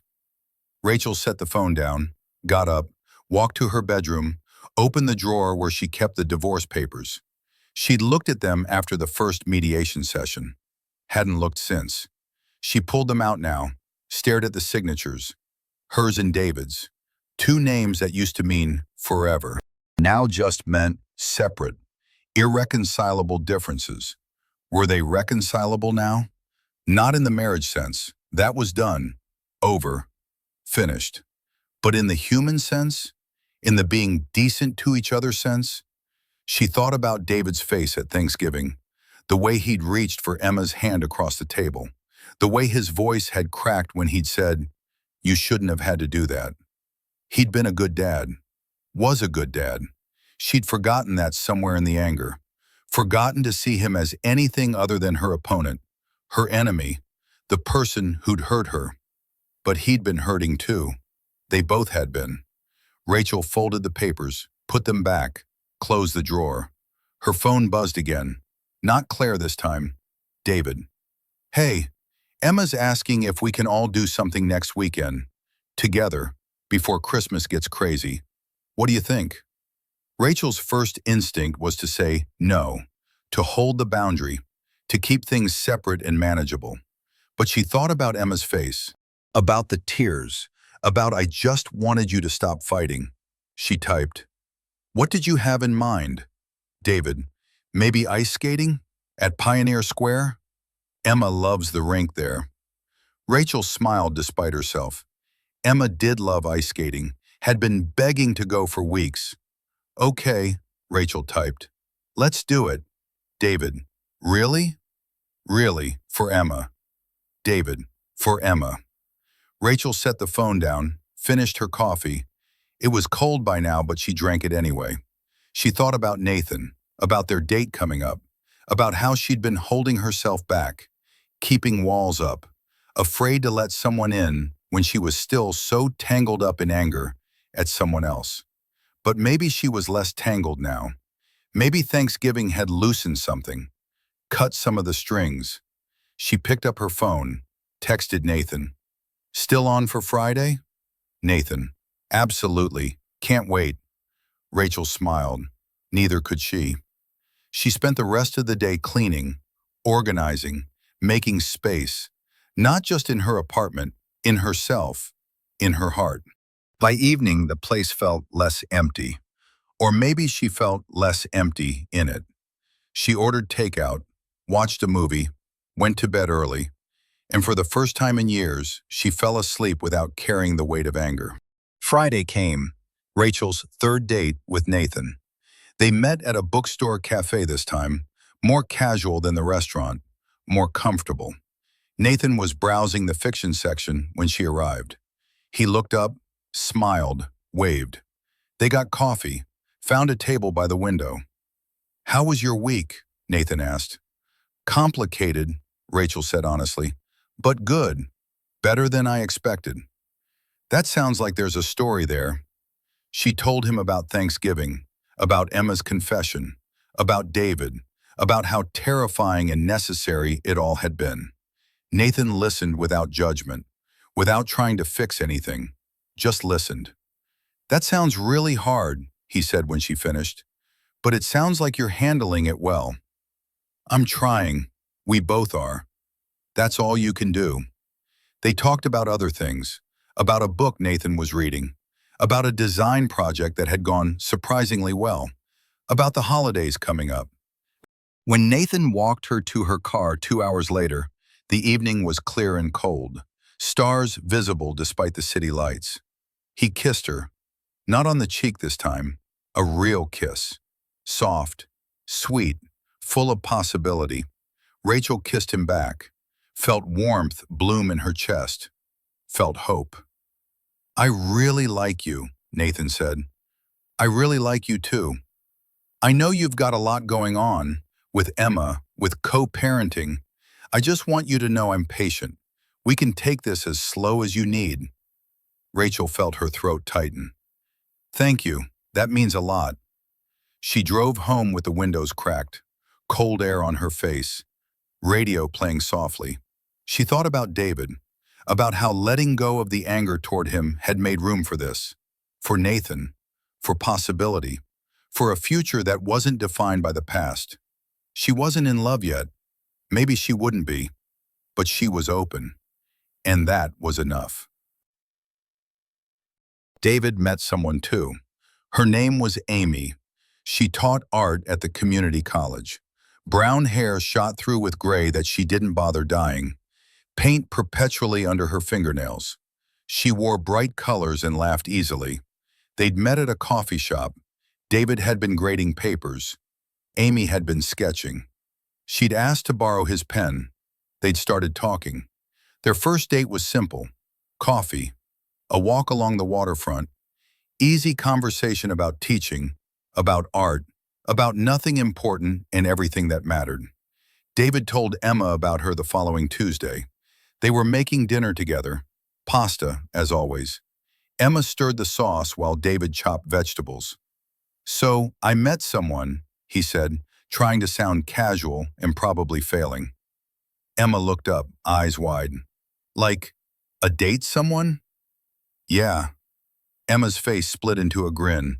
"That's great, Dad." "You think so?" "Of course. You deserve to be happy." David felt something release in his chest. He'd been worried Emma would feel threatened, would think he was replacing Rachel, or replacing their family, or moving on too fast. Her name's Amy, he said. She's really nice. She teaches art. She's funny. I think you'd like her. Can I meet her? Eventually, if things keep going well. No rush. Emma went back to stirring. Mom's seeing someone too, did you know? David paused mid-chop. Nathan? Yeah, she seems happy, like actually happy, not just pretending. David felt nothing bad, no jealousy, no bitterness, no sense of loss. Just a quiet kind of gladness that Rachel was moving forward too. That's good, he said. She deserves to be happy. You both do. Emma said it so simply, like it was obvious, like it had always been true. David reached over, squeezed her shoulder. When did you get so wise? I've always been wise. You just started paying attention. He laughed, real and full and free. Emma laughed too. They finished making dinner, ate together, watched a movie. Later, after Emma went to bed, David texted Rachel. Emma told me you're seeing someone. I'm happy for you. Rachel's response came quickly. She told me about Amy. I'm happy for you too. David, we're doing okay, aren't we? Rachel, yeah, I think we really are. The following Saturday, Pioneer Square's ice skating rink sparkled under string lights. The city's Christmas tree towered overhead. Music played. Families glided across the ice in wobbly circles. Rachel arrived first, rented skates, sat on a bench lacing them up. Her fingers fumbled with the laces. When was the last time she'd been ice skating? 5 years ago? 6? Mom! Emma appeared already in skates, David behind her. Emma wore a bright red coat and a beanie with a pom-pom, face flushed from excitement. You came, Emma said, as if Rachel might not have. I said I would. David finished lacing his skates, stood, wobbled slightly. I'm going to regret this tomorrow. Probably, Rachel agreed. They made their way to the rink. Emma went first, confident and smooth. She'd taken skating lessons when she was 8, before everything fell apart. Rachel stepped onto the ice. Her ankles wobbled. She gripped the rail. You okay? David asked, skating up beside her. Fine, just it out of practice. Me too. They pushed off from the rail together, unsteady, careful. Emma circled back, skating backwards to face them. Come on, you guys, you're so slow. We're old, David called. You're not that old, Rachel laughed, felt her skates slip. David's hands shot out, steadied her. Thanks. No problem. They skated, slowly at first, then finding a rhythm, around and around the rink, Emma darting ahead, then circling back, showing off with spins and quick turns. Other families skated past, couples holding hands, kids falling and laughing. The whole scene felt surreal, normal, like something from before. This is nice, David said after their third lap. Yeah, it is. Emma's happy. She is. They skated in comfortable silence. The music changed to something jazzy. The lights twinkled overhead. I've been thinking, David said, about what Emma said, about us hating each other. Me too. I don't think I ever hated you, not really. I just didn't know how to not be hurt. Rachel felt her throat tighten. Yeah, same. Emma skated up. You guys are talking too much. Race me to the other side. She took off. Rachel and David looked at each other, smiled. On 3, David said. On 3. They didn't really race, more like skated slightly faster than before. Emma won easily, of course, threw her arms up in victory. I'm the champion! You definitely are, Rachel said, slightly out of breath. They skated for another hour, took a break for hot chocolate. Emma talked about school, about her friends, about everything and nothing. When they finally took off their skates, Rachel's legs were sore. Her cheeks were cold, but she felt good, really good. Can we do this again? Emma asked, hopeful. Rachel looked at David. He looked back. They both nodded. Yeah, Rachel said, we can do this again. In the parking garage, they said goodbye. Emma hugged them both, got in David's car. Rachel and David stood in the cold concrete space. Cars passing, people loading up after shopping. Thank you for today, David said. You don't have to keep thanking me. I know, but it feels important to acknowledge it, that we're trying. Rachel nodded. We are, and it's working. Slowly, but it's working. Yeah. They stood there for another moment, not quite ready to leave, not quite sure why. Merry almost Christmas, David said finally. Merry almost Christmas. Rachel got in her car, watched David's taillights disappear up the ramp. She sat there for a few minutes, thought about the day, about Emma's laugh, about David steadying her on the ice, about how easy it had been, how normal. She started the car, drove home through Christmas-lit streets, and realized she was happy, actually happy. Not just less sad, not just surviving, happy. December arrived with rain and cold and lights going up around the city. Emma's school planned a winter concert. She had a solo, just 2 lines in a choir piece, but she was nervous about it.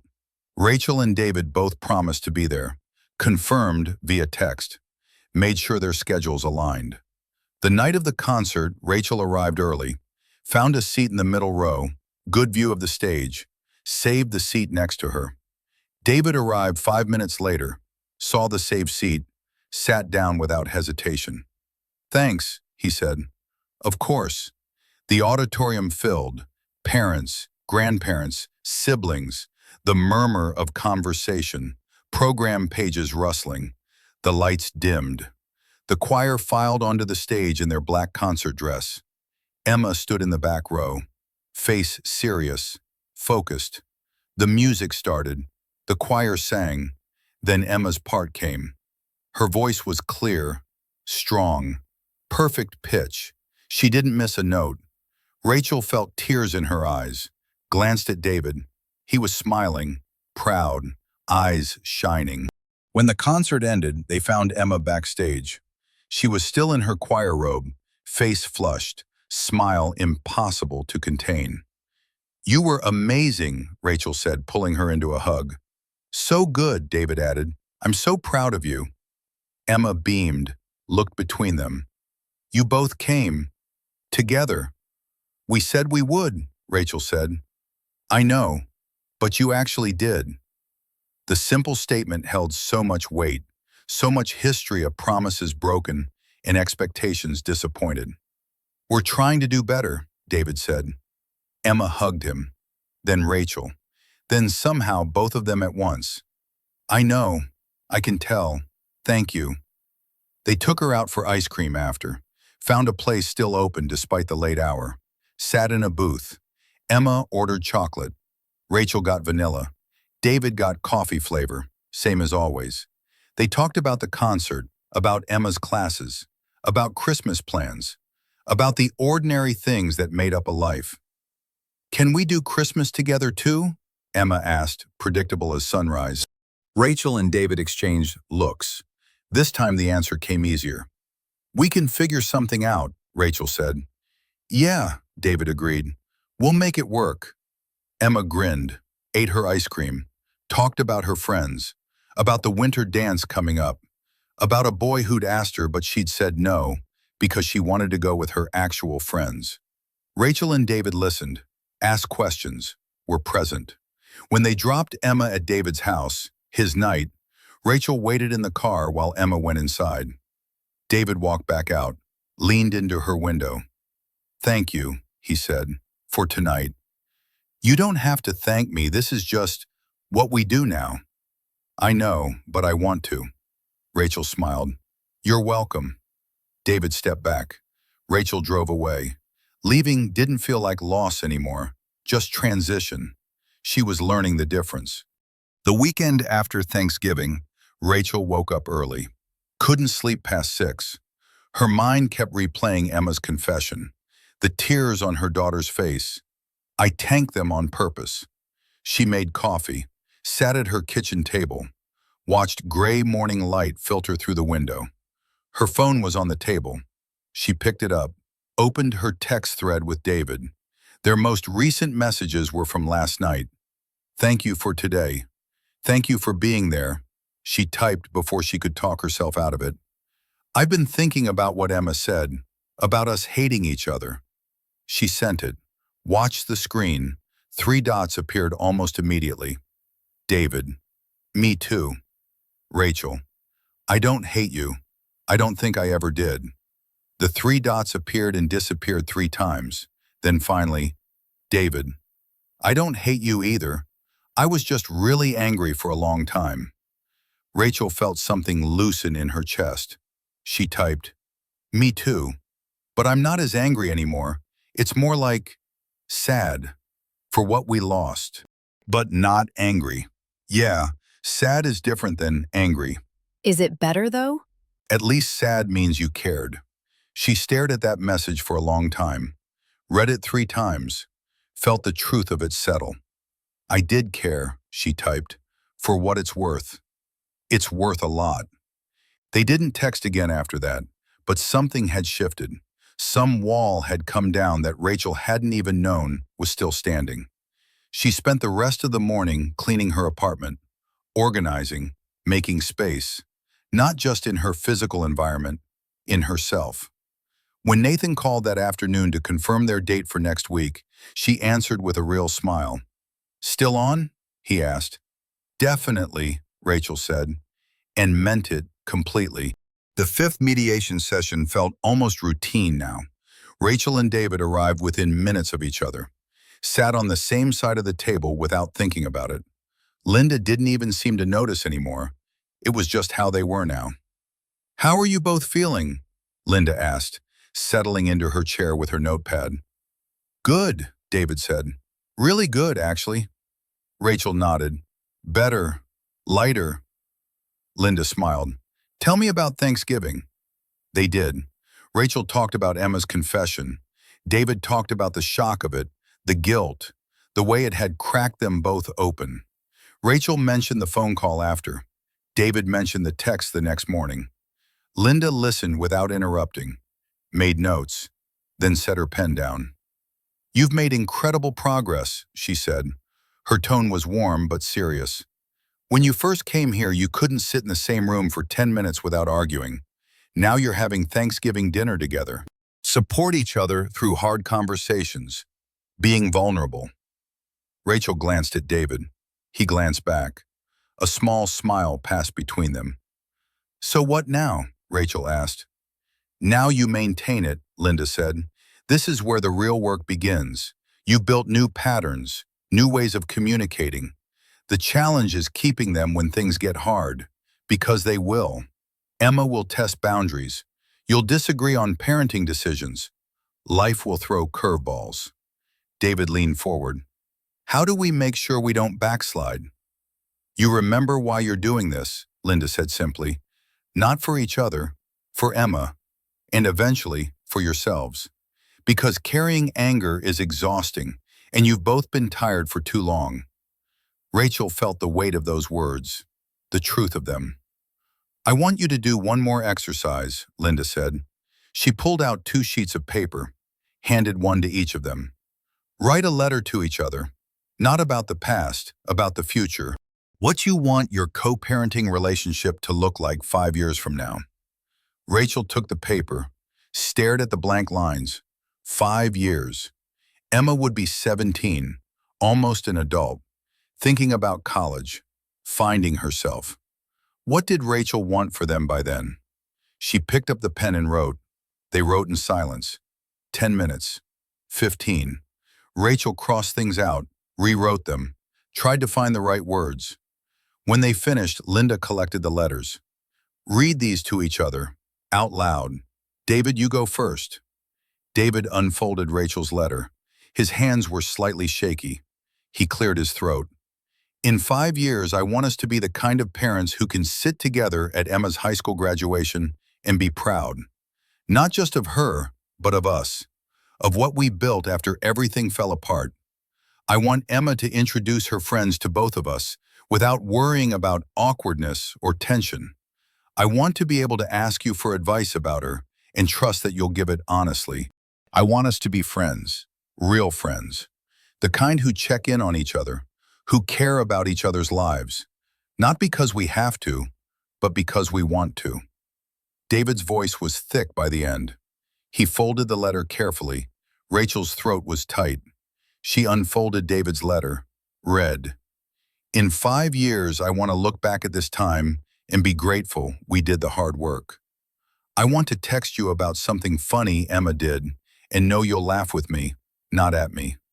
I want to trust that you'll show up when she needs you, and I want you to trust the same of me. I want to stop keeping score, stop holding grudges, stop letting old hurts dictate new decisions.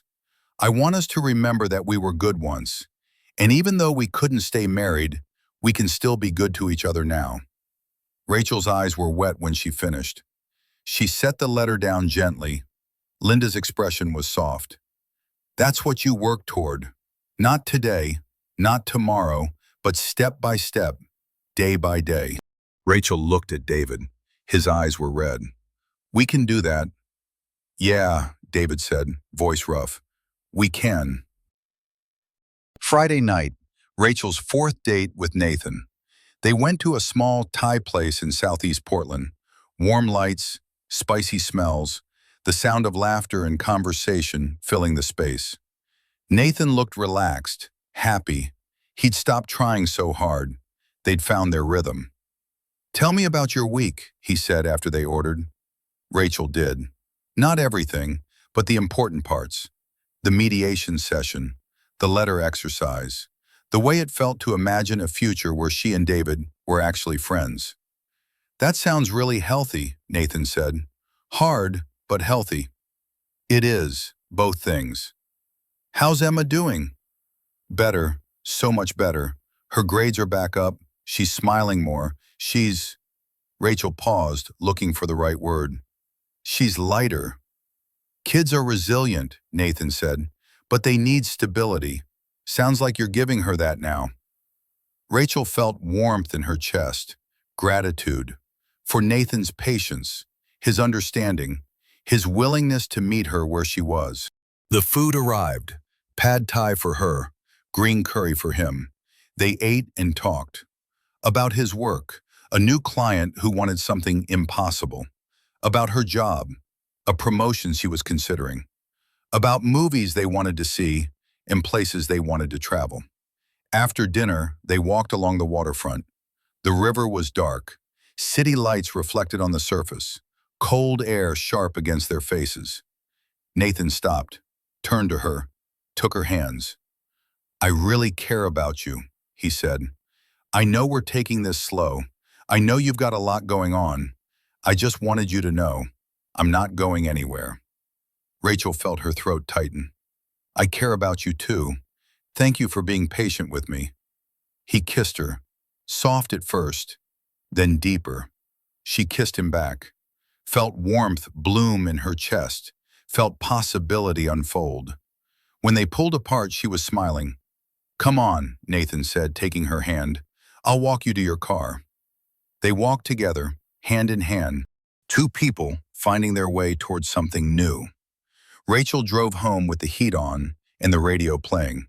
She thought about David, about how letting go of the anger had created space for this, for Nathan, for happiness. She wasn't in love yet, but she could see it on the horizon, like dawn breaking, slow and sure and inevitable. And that was enough. The weekend after her date with Nathan, Rachel met her sister Claire for brunch. They sat in a booth at a cafe in Northwest Portland. Mimosas, eggs Benedict, sunlight streaming through the windows. "So," Claire said, fork poised, "tell me about Nathan." Rachel smiled. "He's good. Really good." "Good how?" "Kind, patient, funny. He doesn't push, he just shows up." Claire grinned. "That's a rare combination." "I know. So why do you look worried?" Rachel set down her fork, looked at her sister. Claire had always been able to read her. even when Rachel tried to hide. "I'm not worried exactly," Rachel said slowly. "I'm just, I don't know, surprised that I'm ready for this, that I can let someone in." "Because of David?" "Yeah, I spent so long being angry at him. I thought that would never go away. But it has, or it's going away, and now there's this space for something new." Claire reached across the table, squeezed Rachel's hand. "I'm proud of you, for doing the work, for not letting the anger win." Rachel felt tears prick her eyes. "It almost did win. I almost let it define me forever. But you didn't." "No, we didn't. David and I, we figured it out, finally." They ate in comfortable silence for a moment. "How's Emma?" Claire asked. "So much better. She's smiling again, really smiling. Her grades are back up. She's herself again." "Kids are resilient." "They are, but they shouldn't have to be. Not because of their parents' bullshit." Claire nodded. "You're right, but you're fixing it. That's what matters." After brunch, Rachel walked along the waterfront. The river was gray and choppy, cold wind off the water. She pulled her coat tighter. Her phone buzzed. "David, Emma wants to know if you're free next Sunday. Family day at the Science Museum. She wants all three of us." Rachel smiled. Typed, "I'm free. Count me in." David, "She'll be thrilled." Rachel, "How are things with Amy?" A pause, then, "Good. Really good. She's meeting Emma next week." Rachel felt something settle in her chest. Relief. Happiness for him. "That's great. Emma will love her." David, "I hope so. How's Nathan?" Rachel, "Really good. I think I'm falling for him." David, "Good. You deserve that." Rachel stared at the message, felt the weight of it, the sincerity. "Thanks," she typed. "So do you." She put the phone away, kept walking, thought about how far they'd come, from bitter enemies to people who wished each other well, who genuinely wanted the other to be happy. It wasn't everything, but it was something. It was enough. David's relationship with Amy progressed slowly, carefully. They'd been on 4 dates, coffee, dinner, a gallery showing of her students' work, a hike along the Columbia River Gorge. She was easy to be with, didn't ask for more than he could give, didn't push, just existed beside him in a way that felt comfortable. He told Emma about her properly on a Tuesday night. They were doing dishes together, David washing, Emma drying. "So I've been seeing Amy a few times," he said, hands in soapy water. "I know," Emma said, smirking slightly. "You've mentioned her like 20 times." David felt his face heat. "Have I?" "Yup, you like her." "I do. She makes me laugh. She's smart. She doesn't take anything too seriously."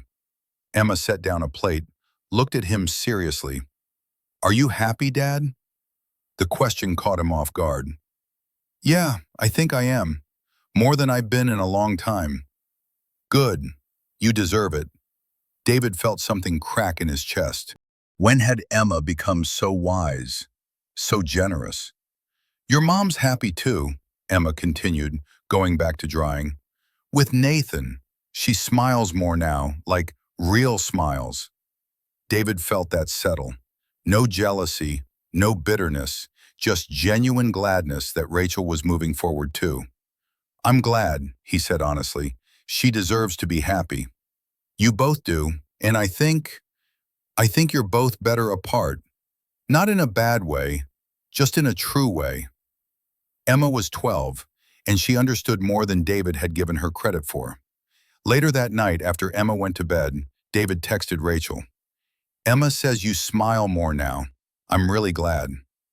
Rachel's response came quickly. "She says the same about you. Amy must be good for you." David, "She is. Nathan must be good for you too." Rachel, "He is. We're doing okay, aren't we? All of us." David smiled at his phone, typed, "Yeah, I think we really are." December slid into the middle of the month. Holiday decorations everywhere, lights on houses, trees in windows, the whole city glowing with forced cheer and genuine warmth all mixed together. Emma's winter concert was on a Thursday night. Rachel and David both cleared their schedules, confirmed with each other via text, met in the school parking lot and walked in together. They found seats in the middle section. Good view of the stage, not too close, not too far, just right. The auditorium filled with parents and grandparents and siblings. Programs rustled, conversations hummed, the excitement of watching children perform. The lights dimmed. The choir filed onto stage risers. Emma stood in the back row, third from the left, face serious, professional, ready. The music started. Traditional Christmas songs, modern arrangements, the choir's voices blended beautifully. Then Emma's solo came. Just 2 lines, but her voice was clear and strong. Perfect pitch, no hesitation. Rachel felt tears prick her eyes, pride swelling in her chest. Beside her, David was smiling, eyes shining in the dim light. When the concert ended, they stood and clapped with everyone else. Emma's eyes found them in the audience. Her face lit up, that pure joy of a child seeing their parents proud of them. Backstage was chaos, parents crowding, kids still in their concert blacks, teachers trying to maintain order. They found Emma near the back, still in her choir robe, hair slightly mussed, face flushed. "You were incredible," Rachel said, pulling her into a hug. "So good," David added. "I'm so proud of you." Emma hugged them both, pulled back, looking between them. "You came together." "Of course we did," Rachel said. "We always will, for the important stuff." Emma's smile could have lit the whole auditorium. They took her for ice cream, the same place as before, becoming a tradition now. Emma got chocolate, Rachel got vanilla, David got coffee. They talked about the concert, about Emma's teachers, about Christmas coming up, about whether she wanted to try out for the spring musical. "Can we do Christmas together?" Emma asked, tentative, hopeful, like she wasn't sure if Thanksgiving had been a one-time thing. Rachel looked at David. He looked back. They both smiled. "Yeah," Rachel said, "we can do Christmas together." "My place?" David offered. More room than Rachel's apartment. Rachel hesitated for just a second. David's house, their old house, the place where they'd been a family. Then she nodded. "That works. I can bring food." Emma's smile was blinding. "Can Nathan and Amy come?" Rachel and David exchanged another look.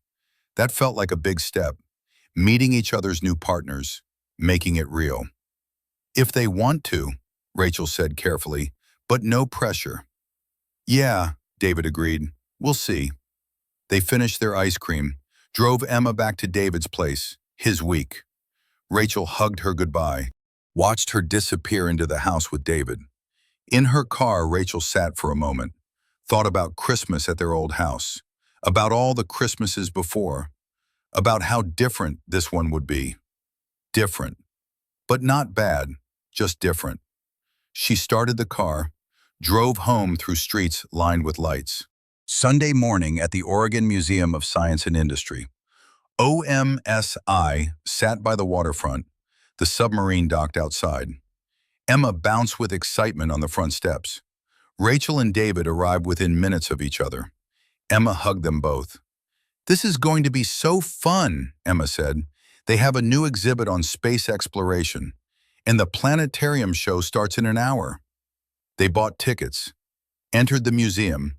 It was crowded with families, kids running between exhibits, the sound of wonder and learning mixed together. They started with the Earth Science section. Emma read every placard, asked questions. David explained tectonic plates. Rachel talked about erosion. "You guys are like a tag team of knowledge," Emma said, grinning. "That's what parents do," Rachel said. "Tag team." They moved through the exhibits, chemistry, physics, the submarine tour that Emma had been on 3 times already, but wanted to do again. In the submarine's narrow corridors, They had to walk single file. Emma first, Rachel behind her, David bringing up the rear. The space was cramped, close, but not uncomfortable. "This is where the crew slept," the tour guide said, gesturing to tiny bunks. "Sometimes for months at a time without seeing sunlight." "That sounds horrible," Emma whispered. "That sounds like being married," David joked quietly. Rachel turned, surprised. He was smiling, not mean, just wry, self-aware. She laughed, actually laughed. "Submarines do feel like a better metaphor than I'd like to admit. Cramped, no escape, everyone getting on everyone's nerves. But also," Rachel said, surprising herself, "working together, as a crew, toward a common goal." David's smile softened. "Yeah, that too." After the submarine, they got lunch at the museum cafe, pizza, lemonade, sat at a table with a view of the river. "This is the best day," Emma said through a mouthful of cheese. "Don't talk with your mouth full," Rachel and David said in unison. They looked at each other, laughed. Emma rolled her eyes but smiled. After lunch, the planetarium show. They sat in the dark dome theater. Stars projected overhead. A narrator's voice explaining constellations, galaxies, the vastness of space. Emma sat between them, leaned her head on Rachel's shoulder halfway through, reached for David's hand on the armrest. Rachel looked over Emma's head at David, saw his profile in the dim starlight, saw the same wonder on his face that Emma wore. He'd always loved space. She'd forgotten that. Forgotten so many small things about him in the anger. But she remembered now. And it didn't hurt. Just felt like a fact, a piece of history, part of the story they'd shared. After the show, they walked back to the parking lot, sunset painting the sky orange and purple, the river reflecting the colors. "Thank you for today," Emma said. "Both of you. This was perfect." "Anytime, kiddo," David said. "Really?" Emma asked. "We can do this again." Rachel looked at David. He looked back. They both nodded. "Really," Rachel confirmed. In the parking lot, they said goodbye. Emma hugged them both extra long. When she finally let go, she looked between them with serious eyes. "You know what the best part is?" "What?" Rachel asked. "You guys actually like each other now. I can tell." Rachel and David exchanged glances. Emma was right. They did. Not in the romantic way, not like before, but in a deeper, harder one way. "We do," David said simply. "Yeah," Rachel agreed. "We do." Emma smiled, got in David's car, waved as they drove away. Rachel stood in the parking lot alone, watched them disappear, felt the truth of Emma's words settle. They did like each other. After everything. Despite everything. Maybe even because of everything. She got in her car, drove home with the windows down, cold air sharp and clean. That night she texted Nathan, "Can I call you?" He called her instead. "Hey, everything okay?" "Yeah, everything's really good actually. I wanted to hear your voice. I'm glad you called." They talked for an hour, about nothing important, about everything that mattered. And when they hung up, Rachel felt full, complete, happy. She was building something new, not despite her past, but because of it. 2 weeks before Christmas, Rachel and David sat on a bench outside Emma's school. They'd both arrived early for pickup. Soccer practice was running late. The air was cold. Their breath made clouds. Christmas lights hung from the school's entrance, white and simple. "This is weird, right?" David said, breaking the comfortable silence. "What is?" "Us, sitting here, not arguing, not avoiding each other." Rachel smiled. "A little weird, but good weird." "Yeah, good weird." They sat in silence, comfortable, easy. Two people who'd fought a war and somehow found peace on the other side. "I need to say something," Rachel said, the words coming before she could stop them. David looked at her, waited. "I'm sorry," she said. The words felt too small for everything they contained. For everything, for the things I said during the divorce, for making you feel like you didn't matter, for being so angry I couldn't see you were hurting too. David's expression shifted, softened. I'm sorry too, for shutting down when we were married, for not fighting for us when it mattered, for making everything harder than it needed to be after we split. Rachel felt tears threaten, blinked them back. We really messed up, huh? Yeah, but we're fixing it now. That counts for something. Does it? I think so. Yeah. They sat there until Emma came out, sweaty from practice, grinning, happy to see them both waiting. Ready? Rachel asked. Ready, Emma said. They walked to their cars, made plans for the weekend, said goodbye without tension. When Rachel drove away, she felt lighter than she had in years. Not happy exactly, not yet, but at peace, and that was more than enough. Christmas morning arrived cold and bright. Rachel drove to David's house, their old house, with a trunk full of food. Casserole dishes, pies, ingredients for breakfast. Nathan followed in his own car. He'd been nervous about meeting David. Rachel had assured him it would be fine. Hope she was right. David's house looked the same, but different. New paint on the trim, different curtains in the windows. Still familiar, but not hers anymore. Amy was already there when they arrived. She helped carry dishes inside. David introduced everyone. Handshakes, nervous smiles, the awkwardness of new configurations. Emma was the glue. She bounced between all of them, showed Nathan her room, asked Amy about her art, made sure everyone felt included. They made breakfast together. Too many people in the kitchen, bumping into each other, laughing. It was chaotic and warm and strange. David and Nathan talked about sports. Amy and Rachel discovered they both loved the same podcast. Emma opened presents while everyone watched.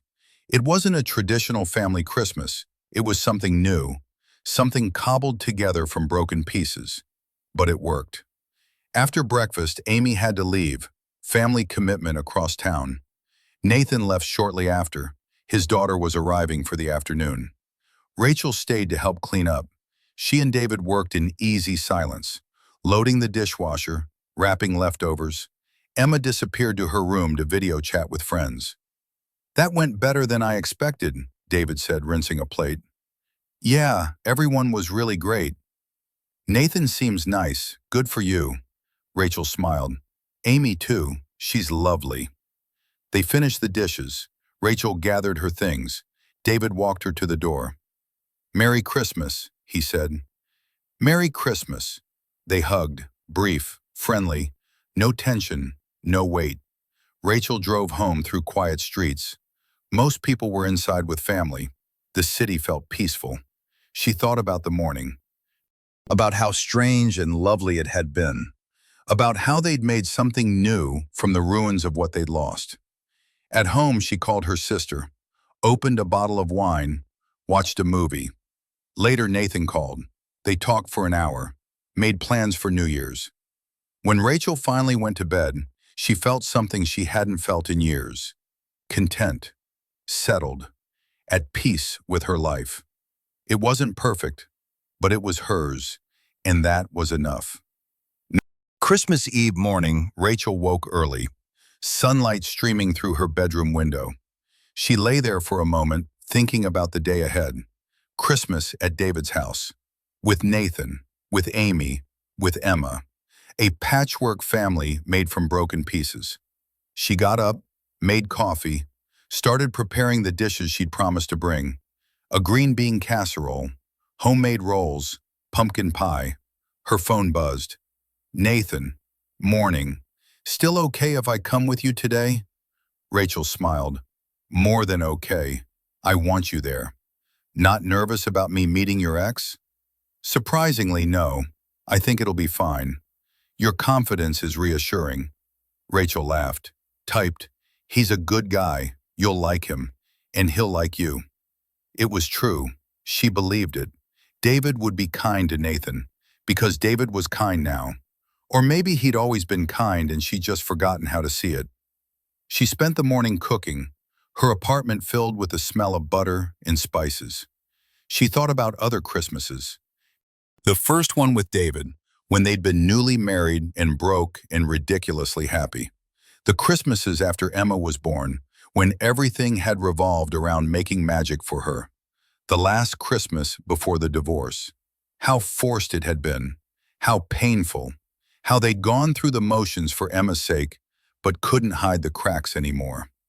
This Christmas would be different. Not better or worse, just different. Her phone rang. Claire. "Merry Christmas Eve," her sister said. "Merry Christmas Eve. How are you feeling about today?" Rachel thought about it. Good. Nervous. Hopeful. All of it. "You've come so far. We have, both of us. I'm proud of you, you know, for not letting the divorce destroy you, for doing the work to heal." Rachel felt tears prick her eyes. "Thanks, that means a lot." After they hung up, Rachel finished the last dish, packed everything carefully in containers, took a shower, got dressed. Nathan arrived at 2. He looked nervous, handsome, ready. "You look great," Rachel said. "So do you." They loaded the food into Nathan's car, drove across town to David's house. Rachel's old house, the place where she'd lived a different life. The house had new paint, different curtains, but the bones were the same. The maple tree in the front yard that they'd planted when Emma was 5. The slightly crooked mailbox David had never quite fixed right. Rachel took a deep breath. "Ready?" Nathan squeezed her hand. "Ready." They walked to the door together, Rachel carrying dishes, Nathan carrying pie. David answered, smiled. "Hey, come in. You must be Nathan." "I am. Nice to meet you." They shook hands. No tension, no weirdness, just 2 men meeting, being polite, being kind. Emma appeared, bouncing. "You're here. Come see what we did." The house smelled like cinnamon and pine. Christmas music played softly. Amy was in the kitchen setting the table. She waved. Rachel and Nathan set their dishes down. Emma dragged them to the living room to see the tree. It was beautiful, covered in lights and ornaments, some Rachel recognized from years ago, some new. "We put your ornaments on the tree," Emma said to Rachel. "The ones you and Dad collected. It felt important." Rachel's throat tightened. She looked at David. He shrugged, smiling slightly. "Emma insisted," he said. Rachel walked closer to the tree, found the ornament from their honeymoon in Mexico, the one Emma had made in 1st grade, the blown glass ball they'd bought in Portland's Saturday market. Pieces of their history, woven into the present. "Thank you," Rachel said quietly, to David, to Emma, to all of them. "We're all family," Emma said simply, "different than before, but still family." Rachel hugged her daughter, held on tight, then let go. They spent the afternoon together, cooking, talking, laughing. Nathan and David bonded over basketball. Amy and Rachel discovered they'd both lived in Seattle in their 20s, might have crossed paths. It was easy, natural, like they'd been doing this for years instead of for the first time. As the sun set, they sat down to eat, all 5 of them around the table. Food passed, wine poured. Emma told jokes. Nathan told stories. Amy showed pictures of her students' art. Rachel looked around the table, at Emma, glowing with happiness, at David, relaxed and content, at Nathan, fitting in seamlessly, at Amy, warm and welcoming. This was her family now, complicated, blended, imperfect, but real, and good, and enough. After dinner, Emma insisted on a movie. They squeezed onto the couch, Emma in the middle, Rachel and David on either side, Nathan and Amy in chairs nearby. Halfway through, Emma fell asleep, her head on David's shoulder, her feet in Rachel's lap.